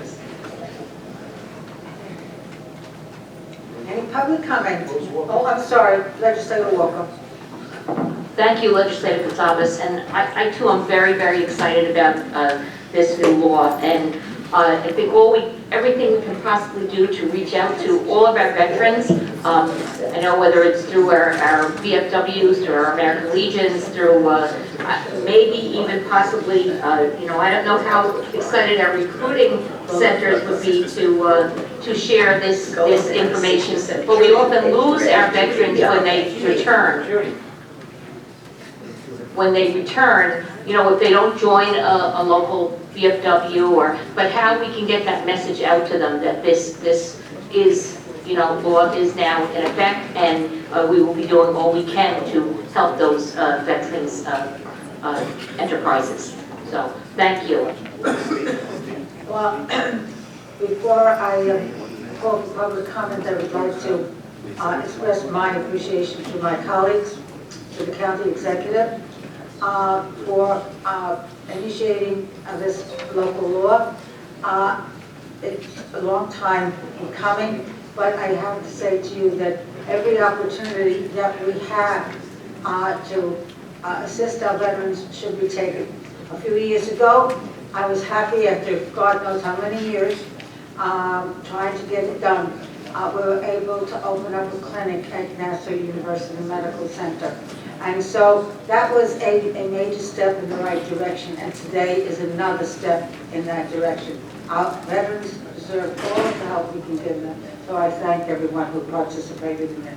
And now, any public comment? I know that you wanted to speak on this, Ms. Mary. Waiting a long time. Rita J. Maraday, 758 Wesley Street, Baldwin. Yes, I'm very enthusiastic with regard to this first step. But again, as has been already mentioned, there are already many problems within the MWBE program, and the fact that there is no director troubles me significantly. I'm also concerned about when we make notice of greater participation. I seem to think we go back to that media-centric, let's just throw something out there, take a picture, and we have done the due diligence, and we have not. There's more required than just to put a law out there on the books. If you do not have the development process, if you do not have the outreach, and if even the majority of you don't understand fully what this means in terms of the inclusion of veteran businesses, not just service-disabled veteran businesses. And we're also talking about participation. If you're saying 6% of the contract, does that mean 6% of the contract if the individual is a minority, female, veteran? What is the percentage when you have that classification? There are various things. There is the unconscious bias that people have, that you just assume that the veteran business that has been operating for the large part as a sole proprietorship has the capacity to do the contract itself. 80% of veteran businesses are sole proprietorships because they lack the resources and the support. So you can put it out there on paper, but when the size of the contract comes out and you do your little outreach, you write your little letter, if you don't have them coming back with the package, guess what? Those who are behind the scenes, who at some point in time usually end up in Newsday because of contracting improprieties, have gone back to the old boys network. So again, without the teeth behind it and the structure from the conversation that I had with Legislator Kern, and I do applaud her for her efforts in getting this forward, but the process was more than a conversation. There was a whole proposal and a package that outlined the true implementation of a program, because I have the experience in doing supplier diversity and workforce diversity in terms of getting contract opportunities for minority, women, veteran, service disabled, business opportunities when they were rebuilding the World Trade Center. So again, I am just concerned that we can applaud that this first step that I have been standing up here saying that we needed to have, and when I was assured that Nassau County had such an extensive vetting process, well, Newsday already proved that to be untrue. But I'm willing to move forward at this point. But you have contracts that you're going to be voting on now. The situation with these banks, that's also something that could be inclusive of veteran businesses. They may not be veteran businesses or the service-disabled veteran businesses that are located in our region, but there are service-disabled veteran businesses that can deal with some of the financing issues. So what's going to happen with the vetting process for that? Are there going to be just selective contracts? Are you just going to be looking at construction? But are you going to look at the wide range? And again, as was mentioned by Legislator Bino, who is going to provide the tracking?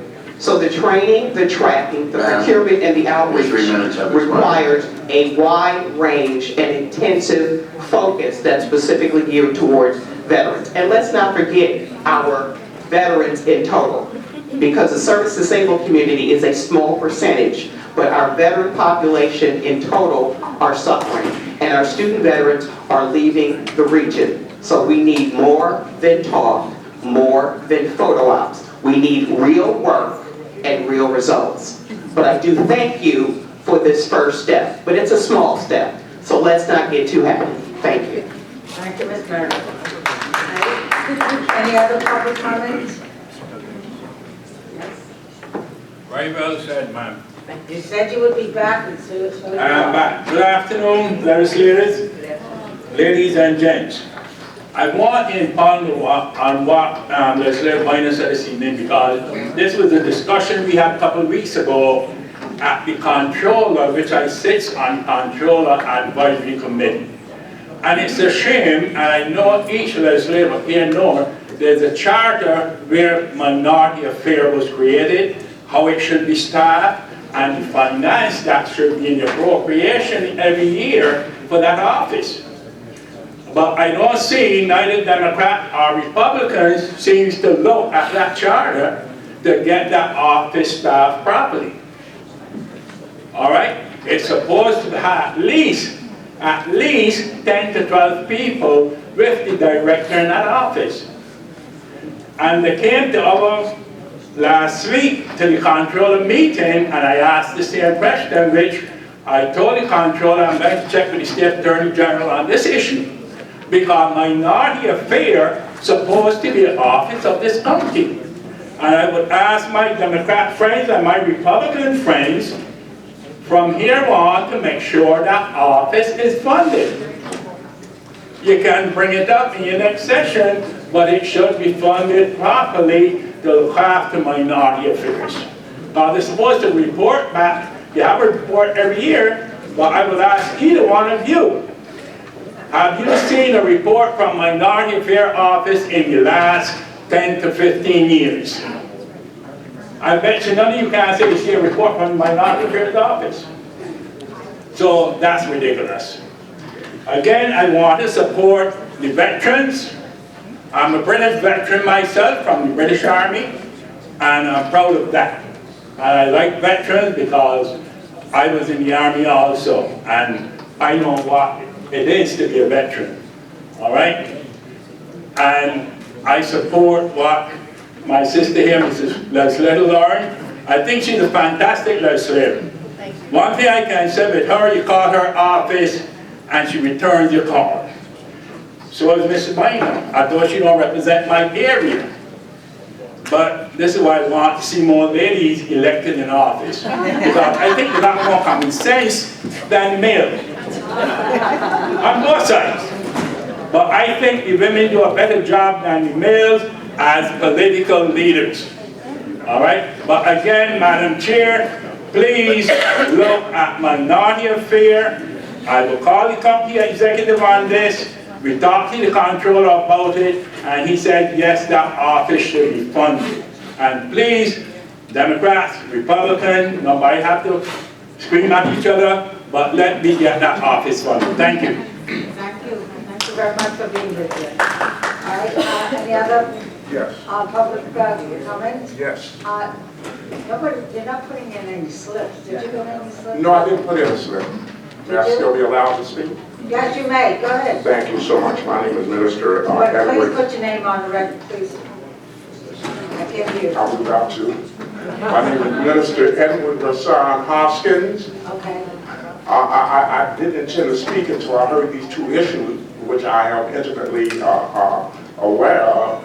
I'm the former Vice Chairman of the Minority Affairs Council of Nassau County, and I'm also a United States Marine Corps disabled veteran.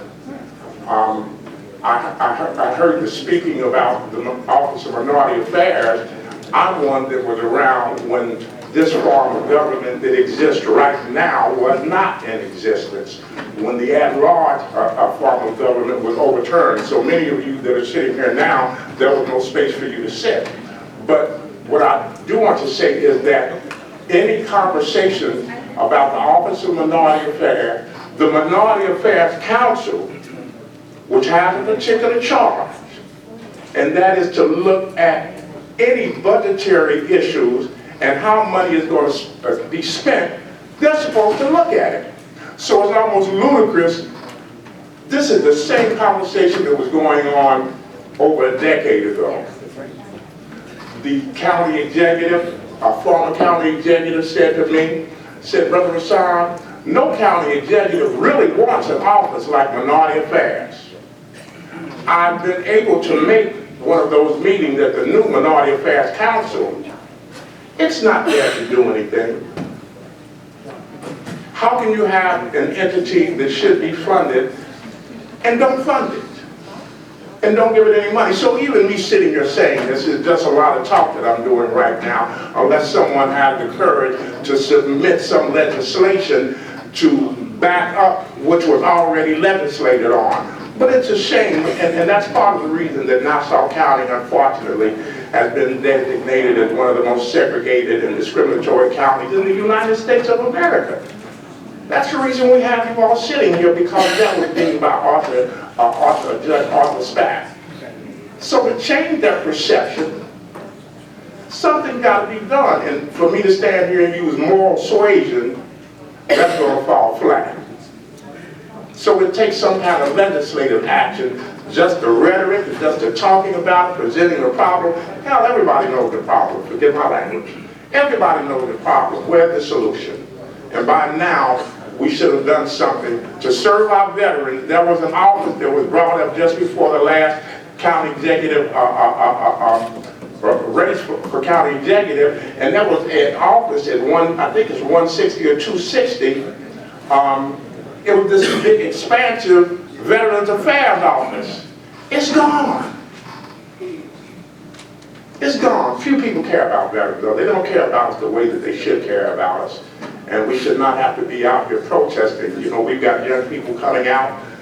Me being a Vietnam era veteran, I know the tragedy. War, there is no glory in it. And if you go out to Northport Hospital, you'll see that there's no glory in war.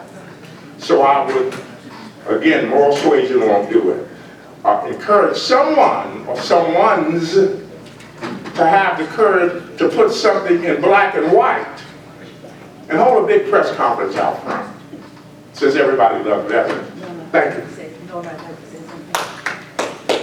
I'd like to just... Legislator Jacobs. Yes, I just wanted to say something to you.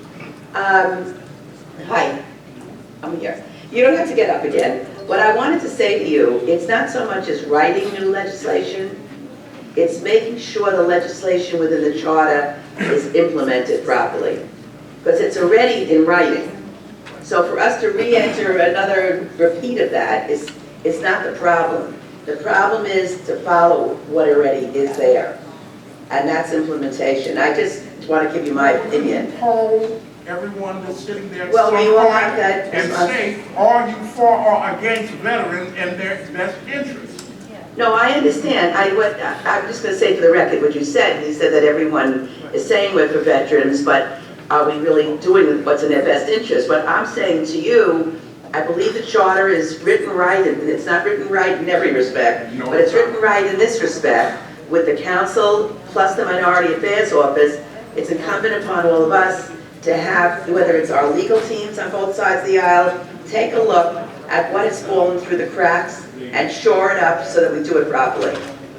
Okay, thank you. Thank you, Ms. Jones. Okay, there being no other comment, a motion to close the hearing, please. Moved by Legislator Gale, second by Legislator Walker. All right, all those in favor of closing the hearing, signify by saying aye. Aye. Any opposed? All right, the hearing is now closed. And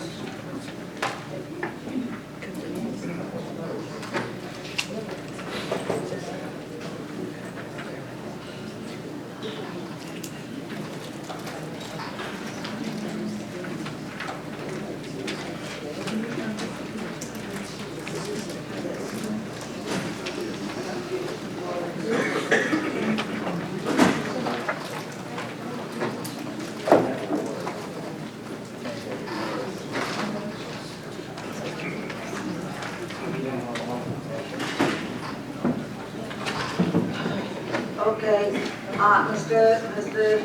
Clerk, would you please call item 2? A local law to add Title 82 to the miscellaneous law of Nassau County in relation to ensuing service to disabled veterans have greater participation in county contracts. A motion, please. So moved. Moved by Legislator Dunn, seconded by Legislator Capel.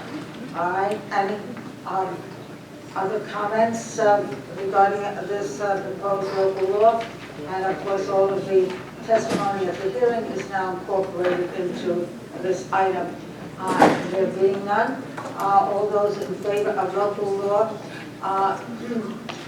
I believe it's local law 141, signify by saying aye. Aye. Any opposed? Okay, I guess it's unanimous, I would hope. Okay, all right, so we have 18, nothing. It's a unanimous vote. Thank you very much.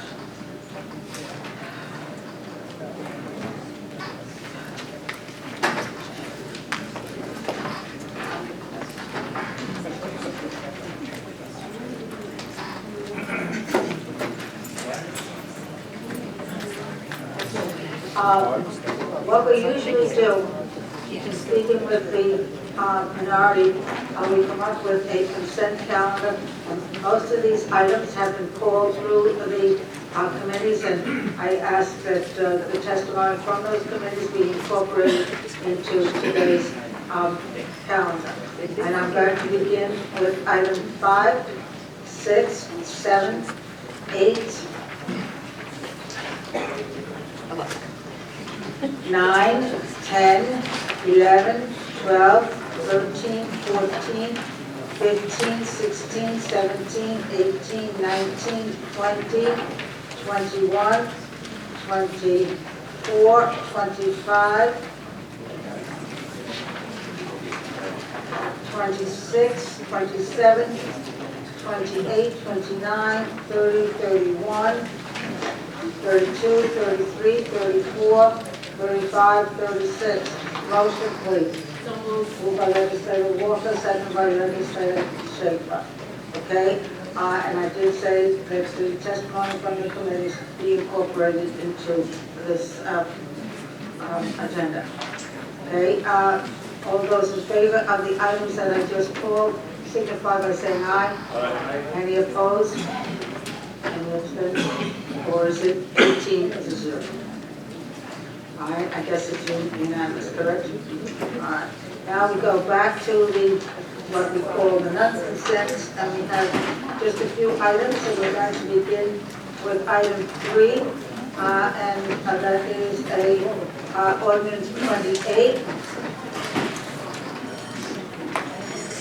an ordinance for the prevention of fires by establishing uniform regulations for the control of fire hazards, and for the enforcement of such regulations. Motion, please. Moved by legislator, I don't know who that is, Steve Rhodes, seconded by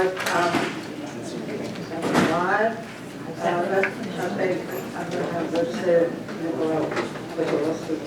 Okay, I believe there's some comments here, and Good afternoon, Madam Presiding Officer, members, Assistant Chief John Priest, Nassau County Fire Marshal's Office. The item before you represents the first major rewrite of the Nassau County Fire Prevention Ordinance in many years. It is a project that's been ongoing for 3 years. Nassau County has long had one of the lowest death by fire rates of any county in the state of New York, that the Fire Marshal's Office proudly points to the Fire Prevention Ordinance in regard to. The document has been discussed with members of both sides of the aisle, and we are incredibly proud that it will bring us in line with most of the state codes that we are required to conform with, and it will continue our long tradition of safety in Nassau County. I'm joined by Assistant Chief Butaro, who was the primary author and chairman of the committee on the rewrite, and we have a number of members of the fire service here in support, and as you know, some members of the public who have comment. But Chief Butaro will have a brief statement and will also take any of your questions. Yes, good afternoon. As we saw this morning, we had a large fire down in Oceanside this morning with all 8 fire departments in a commercial strip. So more the reason of why this ordinance serves Nassau County so well. It keeps our businesses, our homes, and our firefighters safe. So, and I thank you. There was a lot of questions and a lot of concerns, and I hope I addressed them well with everybody from both the Democratic and Republican side. I know we met a couple of times to go over some things. We have some contractors here as well, and people from the fire protection community that we've worked with to establish some of these new laws and ordinances, make sure that they work well together with our partners that install these systems as well, and it's worked out very well. So again, thank you very much for all of your questions, your input. If you have any further questions, I'll be here. Otherwise, again, after 3 years, we're looking forward to getting this ordinance put through and starting to enforce it and make Nassau County a safer place to live. Thank you, Chief Otero. Legislator Rhodes. Thank you so much, Madam Presiding Officer. Chief Otero, I just wanted to congratulate you on the hard work that you did, you and your committee did in putting this important legislation together. I also want to thank you for taking the time to explain some of the finer points and answer some of the questions that I had earlier today.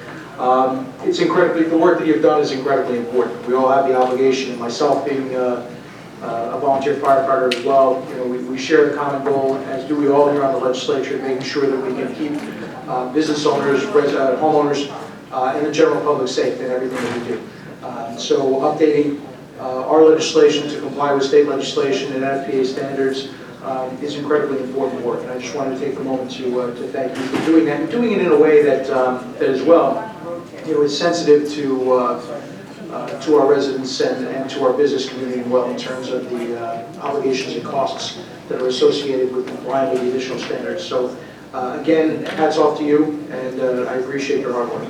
All right, thank you. Legislator Ward.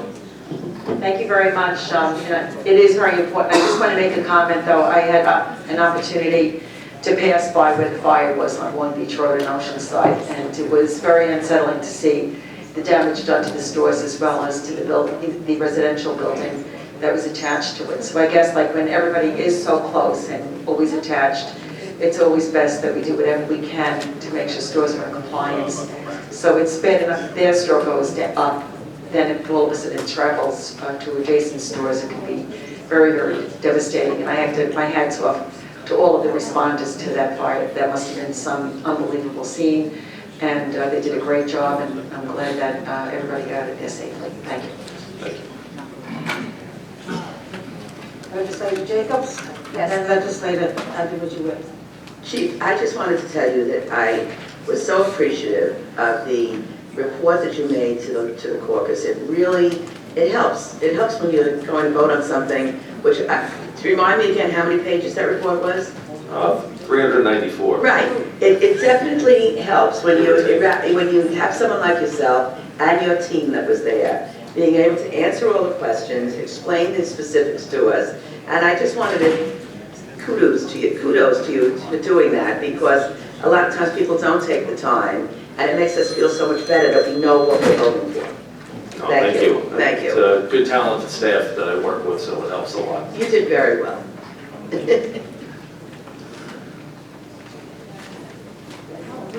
Okay, thank you. And I just want to take a second also just to acknowledge your partner, Mr. Priest.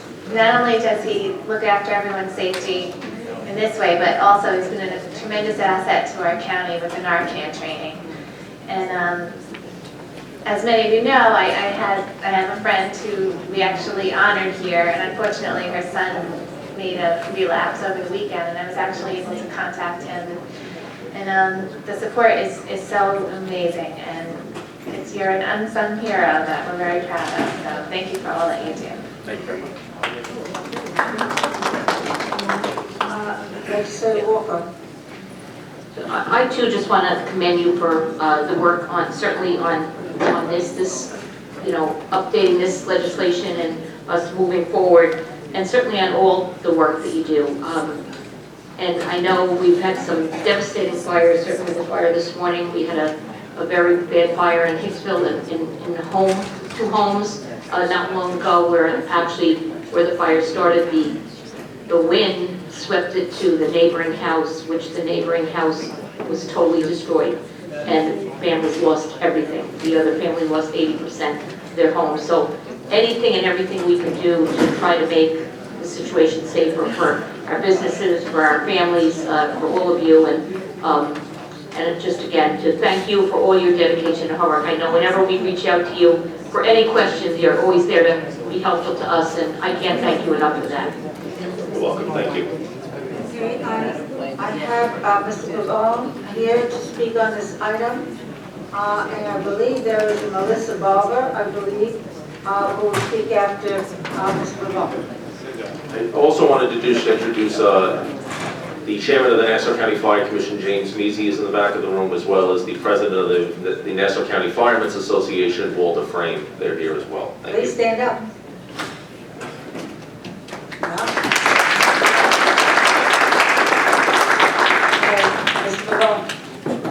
Good afternoon, presiding officer, legislators. Again, thank you. I represent the Long Island Business Council, and also two professional companies that work in Nassau County on many of the projects, commercial projects. And we support these changes. As I said a couple of weeks ago when I was here, they were needed, long overdue, but good things come in time. The professionalism of the Fire Marshal's Office is beyond belief. They're great to work with. These changes need to be there because they have to keep up with the construction standards that happen over time. And our organization, Assistant Chief Utara, did visit us twice to explain to the membership that these changes are coming. And again, we are in support of them. Thank you. Thank you very much, Mr. LeBlanc. And Ms. Barber. Hi, good afternoon. My name is Melissa Barber, and I represent the New York Fire Sprinkler Council, which is, our membership includes fire sprinkler contractors who perform the largest amount of work in the metropolitan area, installation, inspection, testing, and maintenance of fire suppression systems. Over the past week and over the past couple of years prior to that, members of our association have met with the Fire Marshal, with Fire Marshal Utero, to discuss and address any concerns we had with the ordinance. We truly appreciate his reaching out, listening to us, and responding to our concerns. We look forward to a positive continued working relationship with the Fire Marshal's office and Fire Marshal Utero, and we applaud their efforts to strengthen the requirements concerning the installation, inspection, testing, and maintenance of fire sprinkler and standpipe systems and to ensure that competent people are performing this work. So one of the things this ordinance did, it created 2 new certificates of fitness for fire sprinkler work, one for installation and one for inspections, testing, and maintenance, as well as a 5-year test on all sprinkler systems. And we really think this will make great strides in improving fire protection for all people living and working and visiting Nassau County. So the enactment of this ordinance in that regard, we fully support, and thank you. Thank you, Ms. Barber. Okay, any other comments? Mr. Priest? Madam Presiding Officer, one other thing on behalf of Chief Fire Marshal Tusa. For the record, the Fire Marshal's Office would like very much to thank the County Attorney's Office, and in particular Mr. Podolsak, who shepherded us through this. We are just a bunch of firemen, and when it comes to writing laws, without their help, they would not have gone anywhere near as well as it did. I have to correct you, ex-chief. Okay? You're not just a bunch of firemen, okay? We know how dear you are to your community. So I thank you for your efforts, and I know Chief Otero, I've worked with you before, and I know how thorough you are, and of course I'll thank Mr. Polisak as well. So I think this is a step in the right direction, and I think many people will be happy that this legislation is going to pass today. Would you like to say anything? Okay, there being no other comments, I'm going to ask all those in favor of item 3 signify by saying aye. Aye. Any opposed? Any abstentions? The item passes unanimous. Thank you very much. Keep up the good work. Thank you very much. Okay, item 4, which is ordinance 29, an ordinance to provide information related to sun safety to lifeguards assigned to Nassau County outdoor pools, bathing beaches, and Nickerson Beach. The motion, please. Moved by legislator Gonzalez and seconded by legislator Jacobs. You're not listening, legislator Jacobs? Oh, I'm so sorry. You just seconded the motion. Well, good, I'm glad. No, Thank you very much. All right, I don't know whether or not, well, I guess it would be in order just to give you a brief synopsis. Do you know what the law is about? Talk to us about it. This was the legislative initiative to include the warnings for lifeguards at county pools, and I think it's just the county pools, to ensure that they are using appropriate levels of sunscreen for their exposure during work hours. No, well, it goes a little deeper than that. And I'm just going to read a section, and of course then my colleague, Legislator Jacobs, because this we conspired together on this piece of legislation. It does list a number of risks that do exist from exposure to UV, and it also gives advice as to how to reduce the exposure to UV and to protect yourself in the sun. And it is something that we went as far as we thought we could. Does include protective clothing, shirts, wide-brim hats or caps. It does include sunscreen and the UV umbrella. Now, and of course, lifeguards must wear sunglasses while on duty. Now, the thing that we try to do is that we have these instructions posted, and we're asking that at these sites, the county sites, that the lifeguards sign a form stating that they've read the instructions, and certainly the fact that these instruments to protect them are available to them. Now I'm going to go on to Legislator Jacobs, because I know we always could do more, but I think this is a good start, but I'm going to go to Legislator Jacobs. Well, I was going to say that this goes back so many years ago when legislator, with Presiding Officer Gonzalez and Legislator Toro at the time, joined together on the tanning beds with Colette Coyne's help, who has devoted her life since she lost her beautiful daughter to this horrible disease. This bill, I'm very pleased to co-sponsor it with the Presiding Officer, because it's time we have something as a kickoff point for what really has to be done. What really has to be done, in my estimation, is not to tell lifeguards and people who are exposed to sun dangers to sign something that they're aware of it, but to do as much as we can to make certain that the proper procedures are in place at our beaches and at our pools. And I know we don't have as many as the towns do, but it's a start, that they have something on the lifeguard station to be able to accept an umbrella, number one. Number two, I believe the legislation talks about baseball caps as well as wide brim caps. And the truth of the matter is, baseball caps do nothing. And wide brim caps, no, seriously, these are important things. As far as sunscreen go, I don't know. If someone's looking for a job and they just sign their name, what is the guarantee that they're ever going to put on a UV shirt or put sunscreen on? That's my concern here. I applaud it in that it's a start, but I believe that we have to go further, and I would hope that together we can. Some of it I know costs money. I mean, the ideal is to have sunscreen, literally sunscreen over dugouts, sunscreen over permanent sunscreen over lifeguards.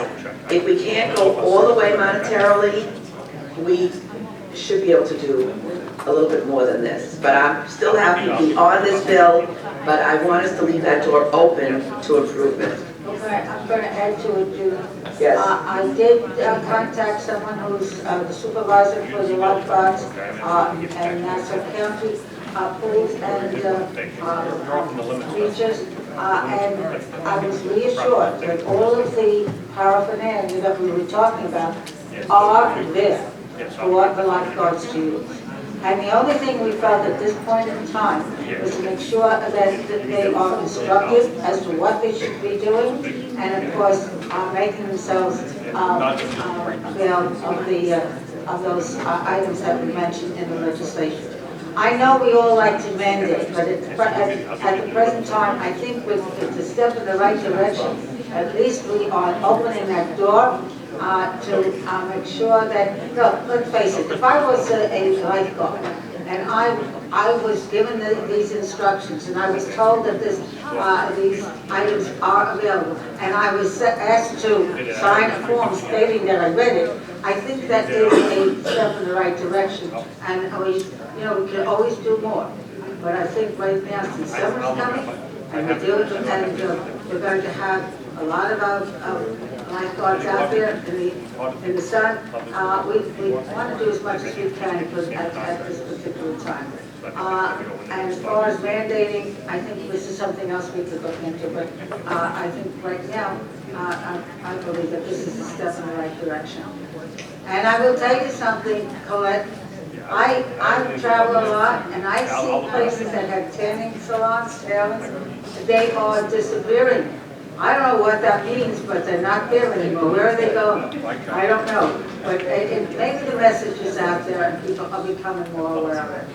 Okay, and I don't know if there's any other comment that wants to be made, but I think, Colette, you want to say anything else? You're welcome to say something else. Again, I want to say thank you. Just press the button. Push the red button. Put the button on. I want to say thank you because it is a beginning. People are still unaware, and I have ordered because I saw the caps, and I I know that they're not sufficient. So I went online and I did order big straw hats that I will donate to our lifeguards because they, again, are the role models. And I'm hoping that what begins here in Nassau County will spread across our country. We have got to educate people. Thank you. Thank you, Colette. All right, there being no other comment, all those in favor of item 4, ordinance 29, signify by saying aye. Aye. Any opposed? The item passes unanimous, 18-0. Thank you very much. And thank you, Colette, for being here. Move on.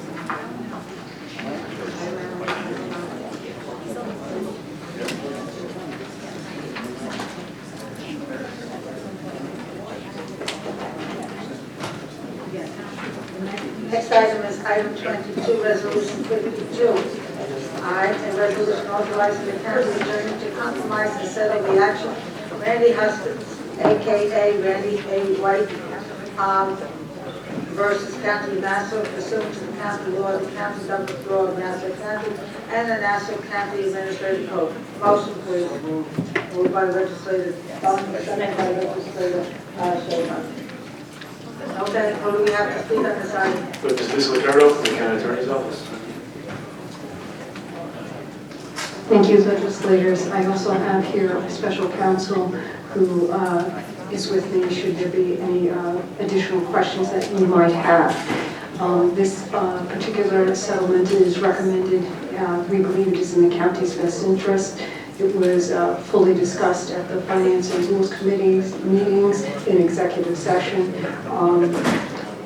I agree if we were expansive enough in those sessions, but if there are additional questions, we're happy to discuss them further. The only thing we request is to go into executive session if more detailed questions are required.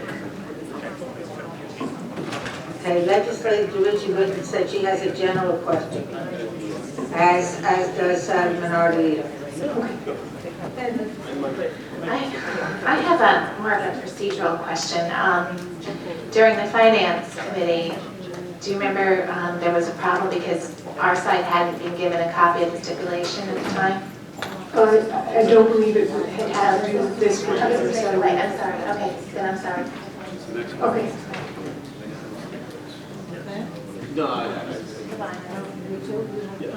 No question. Okay, Minority Leader. Thank you, Madam Presiding Officer. Ms. Licurdo, it was brought about, I believe, for quite some time now, and also on the floor. I'm not too sure if it came up in the executive session, but it's really not executive in terms of the executive session worthy in terms of the matter. We were asking about the practice of the former commissioner of the police department and the conduct that was portrayed, that was outlined in the district attorney's report. I mean, we would like to think that there's been procedures that have been in place, and I believe we had said that, someone had said that they were going to get back to us to find out if that was the case. If there's procedures in place to ensure what happened will never happen again, since this time, because this goes back, you know, some years. No, I do remember that question. I think our office did reach out. Unfortunately, I don't have a specific answer to give you today, but I will definitely reach out again to make sure I can give you that answer to that question of what's changed. Well, I mean, that's crucial. If you can get back to our offices today to let us know, I mean, if it requires you to call the acting commissioner's office, because we don't want to be in the practice of being down this road over and over again. So, thank you. Understood, legislator. Ms. LaGuerta, can you get that answer to us shortly? Answer to the minority leader's concern? Yes, I will, as soon as I finish here, I will make that call.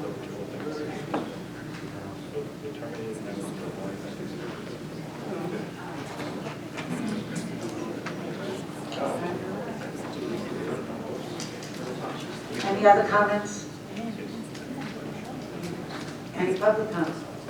There being none, all those in favor of item 22, resolution 52, signify by saying aye. Aye. Any opposed? Any abstentions? The item passes unanimously. We still want the answer to the... Yes. All right. Yes, legislator. Thank you very much. The next item, item 23, resolution 53. A resolution authorizing the county attorney to compromise and settle the claims of different utility companies as set forth in various actions pursuant to the county law, the county government law of Nassau County and Nassau County Administrative Code. Motion, please. Okay, moved by legislator Nicolau, seconded by legislator Scott. Now, regarding act for an amendment to the nature of the substitution, I will read that amendment, and the amendment is this amendment is to the title and various parts of the resolution and clarifies that the county voice of base and various special districts third-party claims against the county are being settled. It's a matter of semantics, so but actually, all those in favor of the motion, please, for the, I'm sorry, keep doing this. The amendment in the nature of substitution moved by legislator, Patel, seconded by legislator, Ray. Any questions, any comments? Will be none, all those, yes? It's on the amendment, I call the amendment, all those in favor of the amendment, signify by saying aye. Any opposed? Okay, the item, the amendment passes.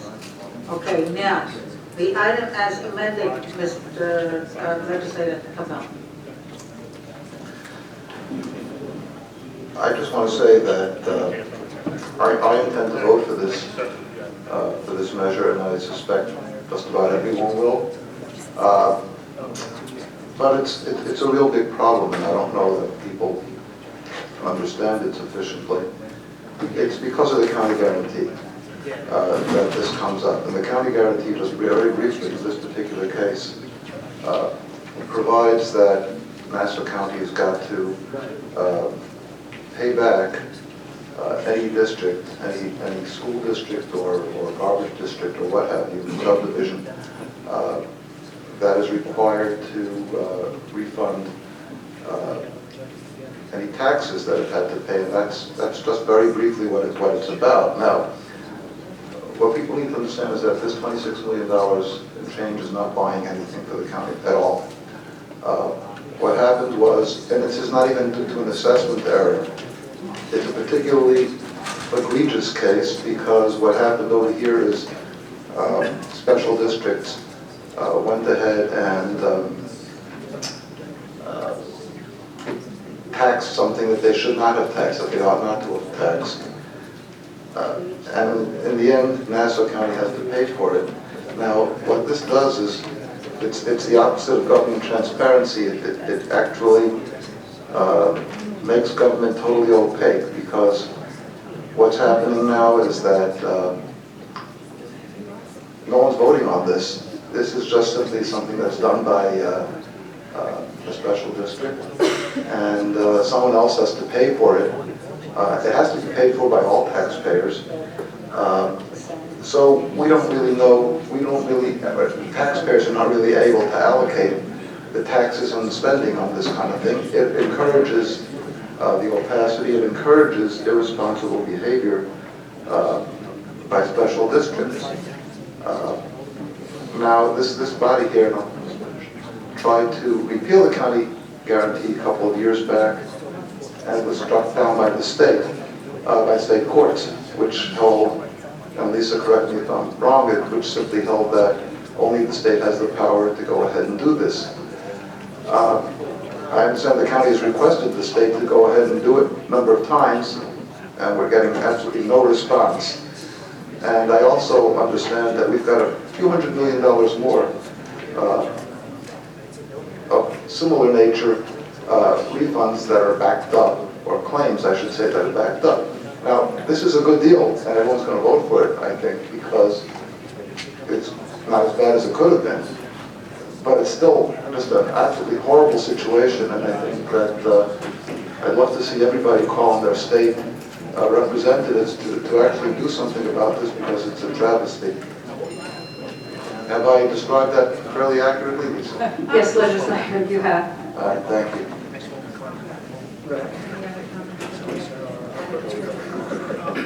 Legislator DeVergy. Thank you.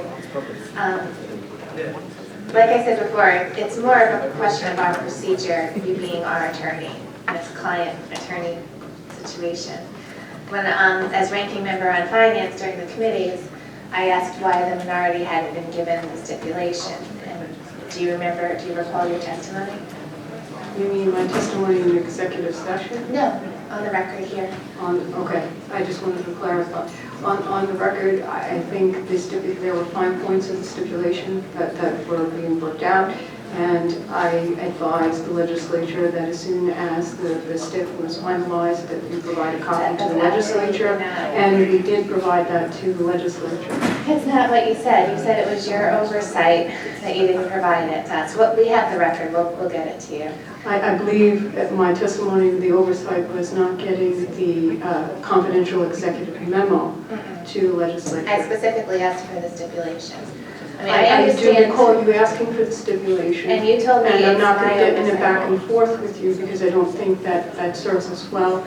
And I take you at your word if you want to call up the record. I'm testifying now my recollection of the conversation and what was going to be provided to the legislature. I believe everything that was requested by the legislature was provided. I know you have a very difficult job in determining whether or not to vote for the settlement or not. And we always endeavor to provide you with all the information that you need so you can make an intelligent decision. Well, again, I'm grateful for the fact that we do have, we have a stenographer here. But the problem is... We can agree to disagree. Well, there's nothing to disagree about because we have it. But the thing is, what is a real difficulty as legislators, you're our attorney, and this is a client attorney, this is a real serious matter. And if we ask you for a copy of the stipulation, you say, oh no, it was my oversight, I'll get it to you. I'll get you the copy.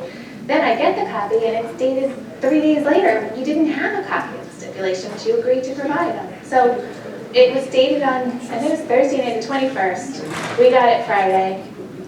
It's still, honestly, I don't even know. I hope this is a good settlement, but what I'm concerned about, we haven't even had the full 7 days to have everything, so you can vote on it. I respectfully agree to disagree, legislature. I believe you have everything you need now to make your decision. No, well, the bottom line is when it's before finance and we ask you if you have something for a $26 million vote, and you say, yes, I have it, it's an oversight, you're completely being, you're not being truthful to us. I take exception at you questioning my veracity or truth, or questioning my ethical and legal obligations. Well, so I take great exception to well, that. I can and understand I'd like to finish my statement, because you just called out and said something that was extraordinarily inappropriate and offensive to me, who's been a practicing attorney. I'm not finished speaking, and I do not speak over you. I appreciate you do not speak over me. Go ahead, finish, Lisa. Go ahead, Lisa. I know what I said on the record, and I stand by my testimony. And what I said on the record and in executive session, everything that was discussed in the executive session was put and going to be reduced to the stipulation of settlement. Everything should be there for you in either the confidential memo or as it's finally reduced to the writing. So I know my obligation. My obligation is not only to you as the legislature, but the county attorney's obligation stems to the county of Nassau, which is all the taxpayers of Nassau County. It is our obligation, my job, working in the county attorney's office, to ensure that we protect the taxpayers of Nassau County. Bickering back and forth on this point does not benefit the taxpayers of Nassau County, because the real issue is the substantive issue that was discussed in executive session, is whether or not this long-standing litigation, which has gone on for over 15 years, has it resulted in a resolution that is ultimately a satisfactory conclusion that will benefit all the taxpayers of Nassau County. That's what the vote is about today. And it shouldn't be about what he said, she said. And I will assure you, if you go back and read on the record, I know what I testified to, and I will not let it stand that I said something that is anything less than truthful. I've always been respectful to this legislative body and endeavored to give you what you need to do your job. And I expect the same amount of respect in return that I give each and every legislator, which they deserve. And on that note,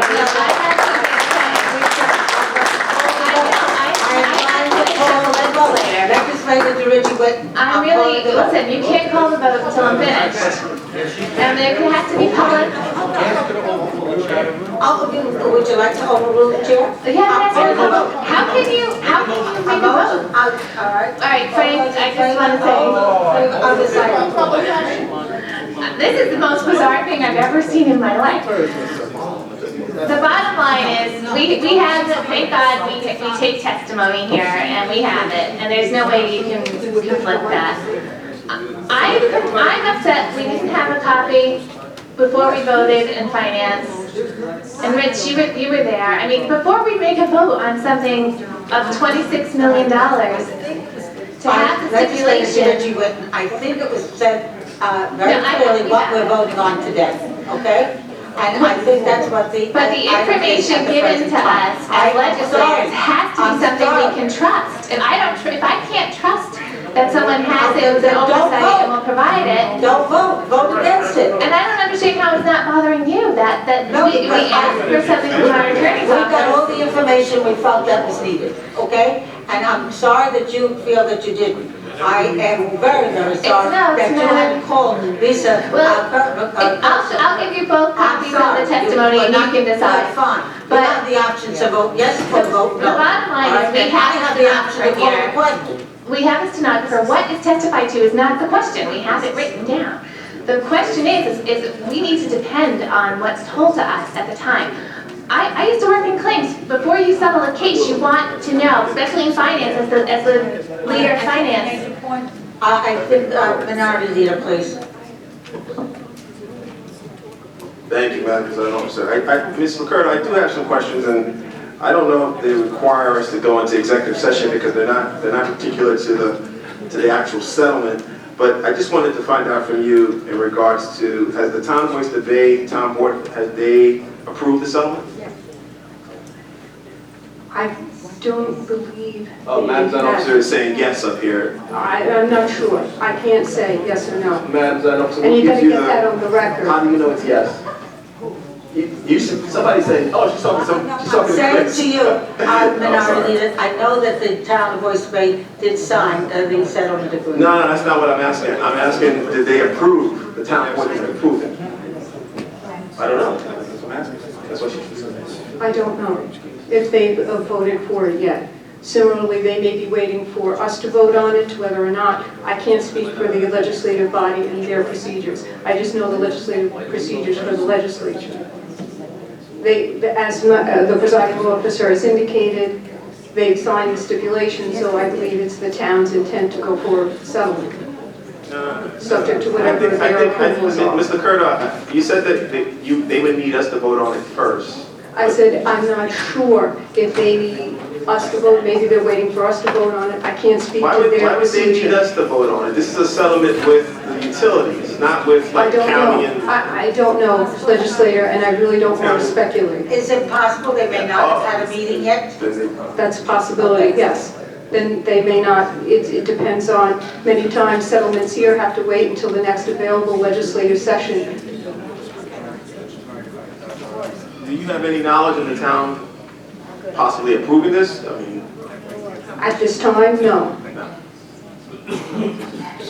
So we don't know if this is going to be something that's binding, what we take up here today.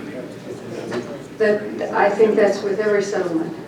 It depends. This is a little different because it's a municipality. And as you know, all municipalities are subject to their rules for approval. I can't give you a definitive answer. Again, then it just seems to me then the town of Oyster Bay should really go first. I mean, why are we going first? Maybe And we don't even know if the I town... can't say why. I don't know. Maybe their calendar, they don't have it ready for the next available calendar like we do. What's the harm in waiting? I mean, I thought the urgency was on them. I thought they were pushing this. I thought this was being pushed hard. I mean, it came down on a Friday before the Monday last committee meeting. I would think if the town of Oyster Bay was so urgent for this to happen, that the administration would take action so quickly, that their town board would act by emergency immediately. Legislator, I don't want to speculate No, I don't want on to either. what the town of Oyster Bay's intentions are, what their requirements are. I think it would be unfair to you and to me to try and speculate. All I can do is present it to you. Do you want to go forward with the settlement? Ms. Lucurdo. Even if you approve this, it's still subject to their board and their approval. That's So why, the only question Ms. is Lucurdo, if if I may you're... finish my question, I just have just to wrap up. Actually, I have two more things before I wrap up. Just to wrap up, to me, all I'm saying for the record is that it'd probably be prudent to have the town of Oyster Bay act first, and then we would gladly act afterwards. All I'm saying, it conflicts with how this was sent down to us. This was sent down to us in a rushed manner. It came down on a Friday. You actually said in an earlier testimony that it did not have the final stipulation as when we took the vote in the committee. That's why I voted to abstain at that time, because I did not have the stipulation before us in its final form.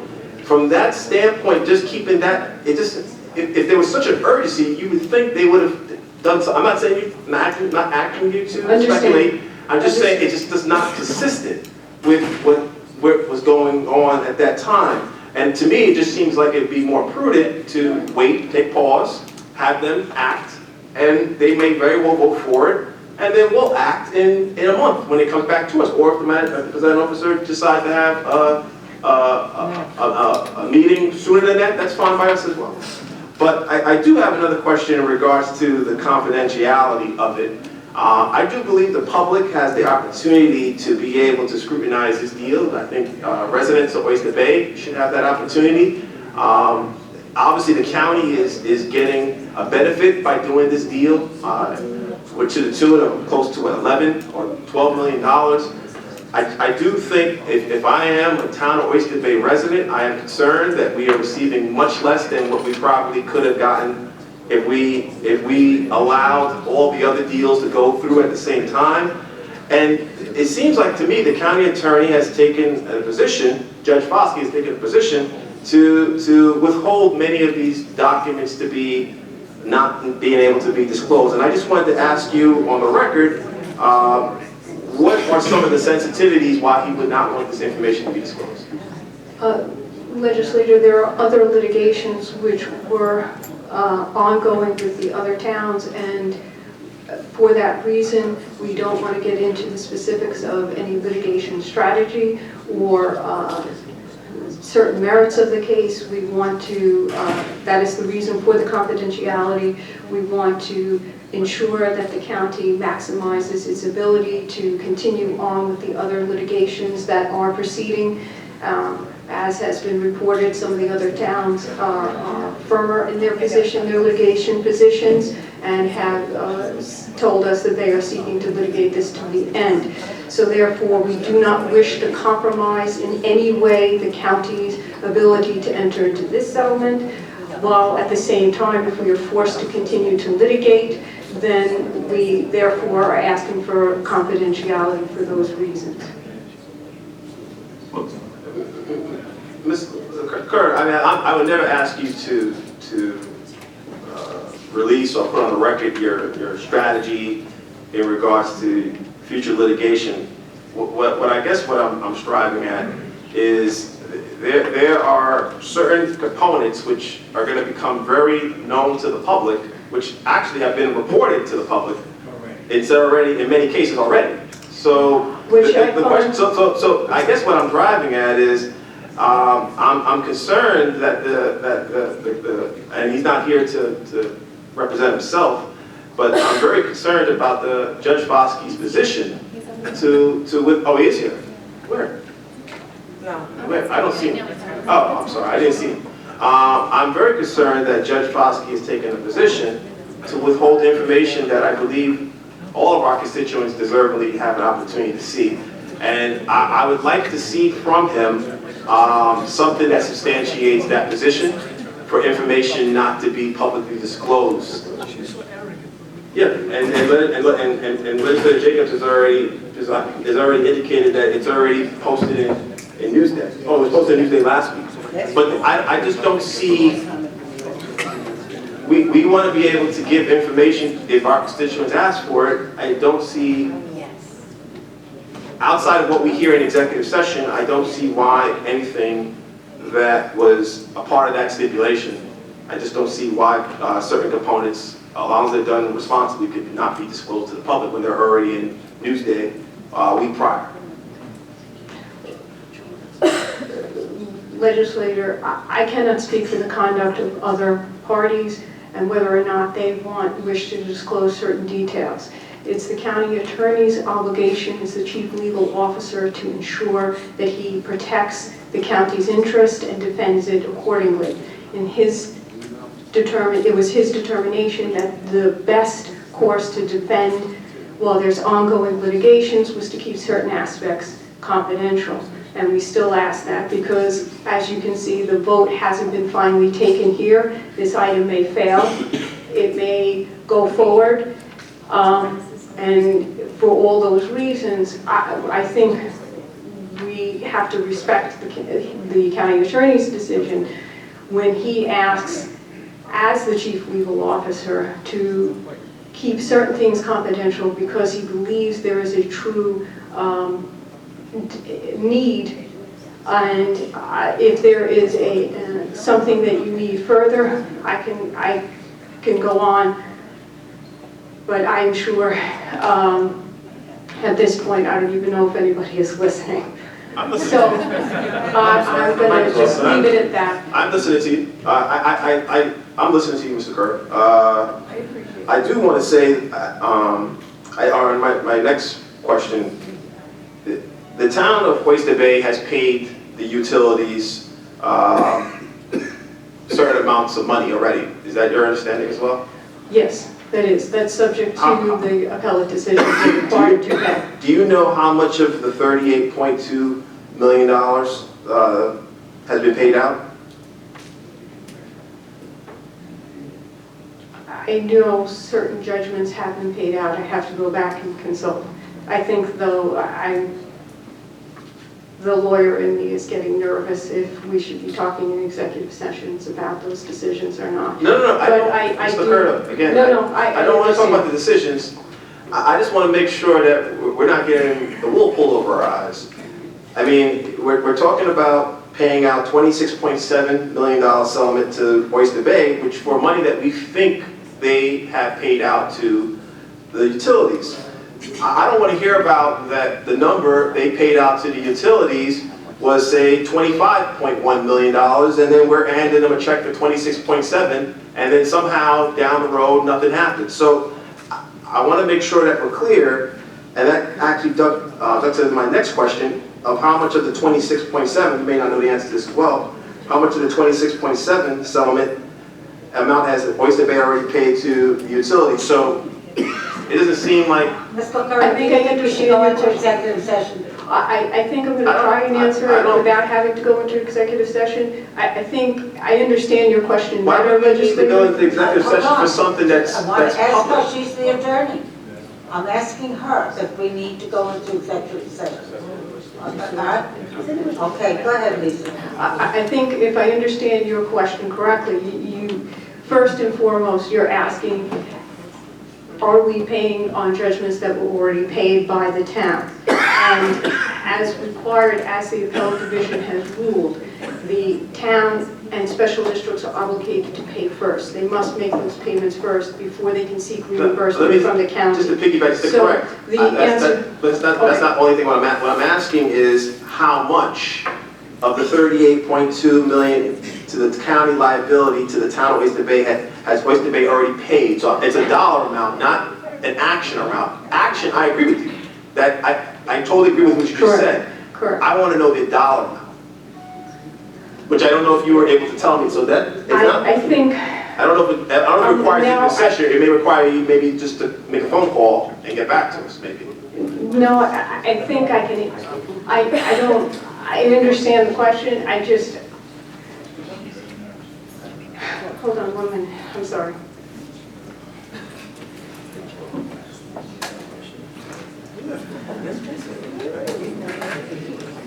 Trying to figure out.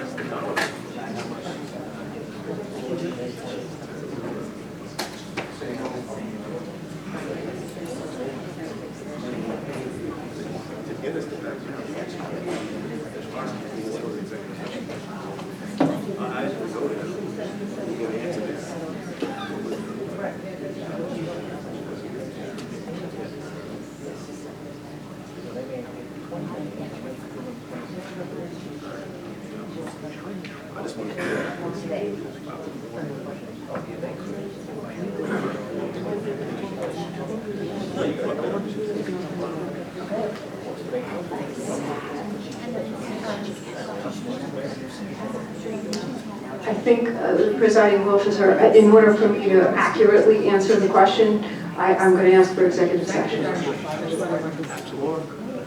Motion for executive session. Can you do public comment before that? Because some of us don't have all these. I'm just saying. Before we make that. Motion's on the table. Second. Okay, die or something. I can't hear. Norma, I can't hear. Norma, I can't hear. A motion was made to go into executive session by Legislator Gaylor, seconded by Legislator Walker. All those in favor of going into executive session signify by saying aye. Aye. Any opposed? Okay, we're going into executive session. So I guess the answer to my question is the public does not have a right to speak after they turn Okay, off. we need to go into executive session. You could have heard what I had to say, with all due respect. Ms. Barrett, there's a motion that was made and seconded. I understand all of that.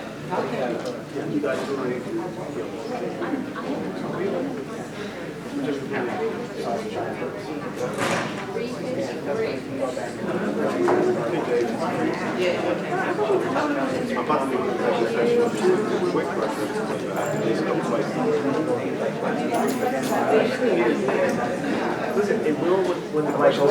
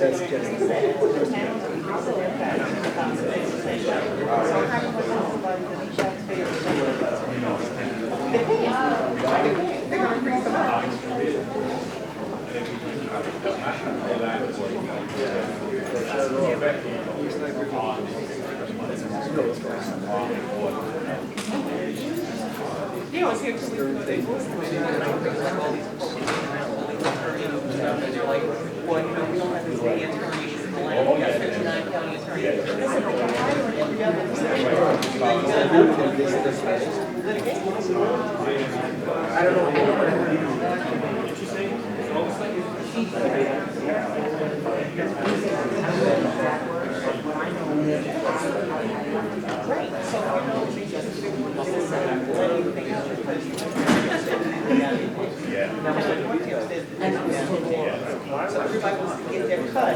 Well, we don't want to get sliced up. We don't want to get sliced up.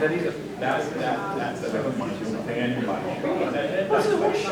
Like, look around what's to happen. Where the fuck are you? Come back and decide. Go ahead, decide.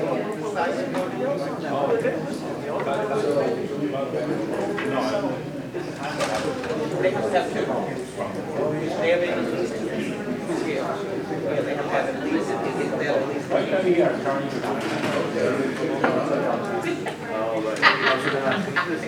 Can we start with something?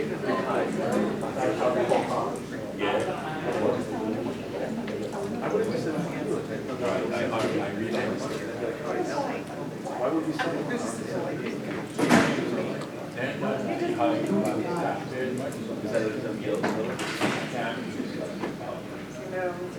They need free provider of somebody here, because this is ridiculous.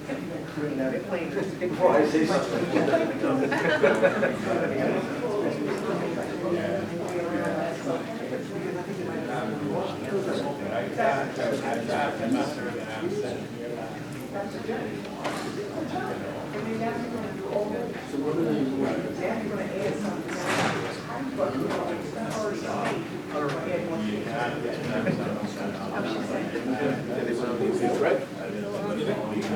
No. Greg, mate? That's him right there. Hi, how are you? Very good.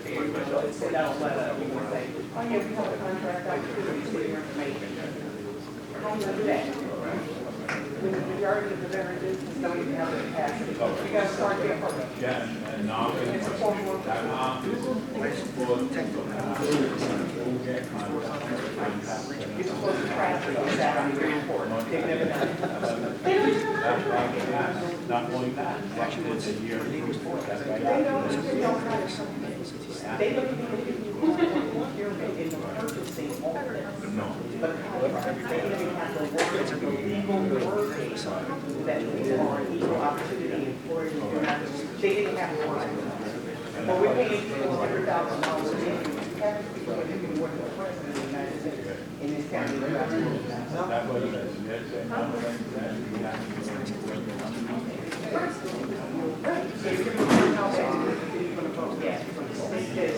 we're going to stick this. It might be something that's already known.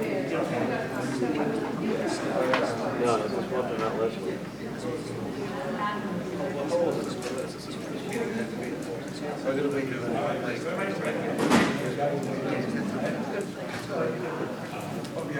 No, the court?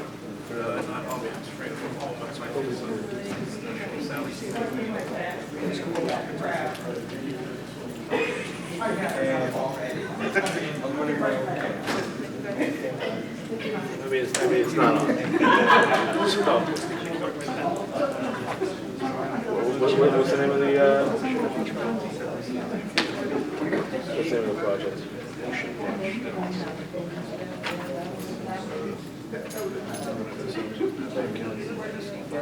But you don't explain it to them.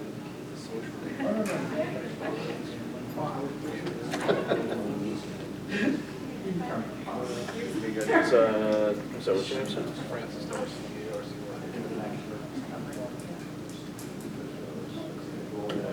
what's the chat? 516? Yep. 493? Yep, 761. 661. Yeah.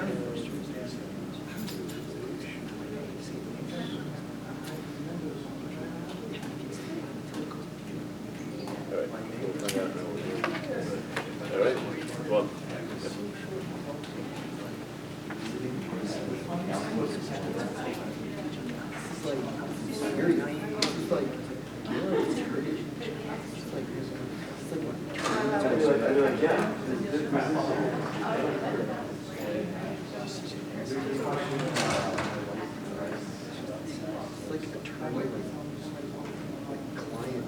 This is serious. Privilege. That's the word.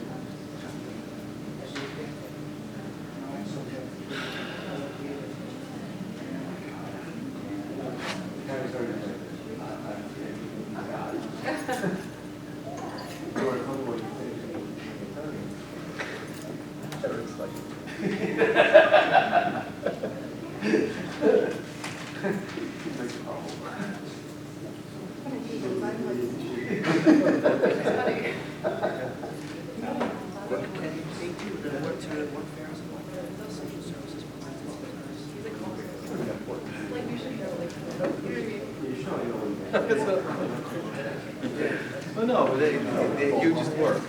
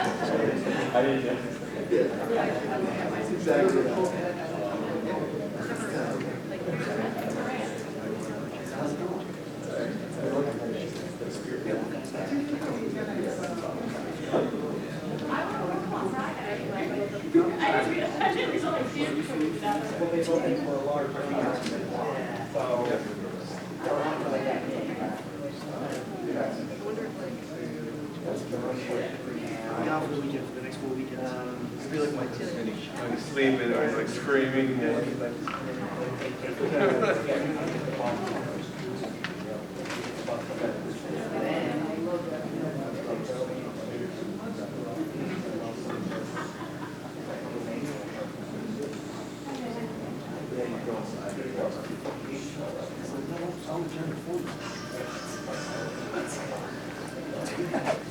People for that?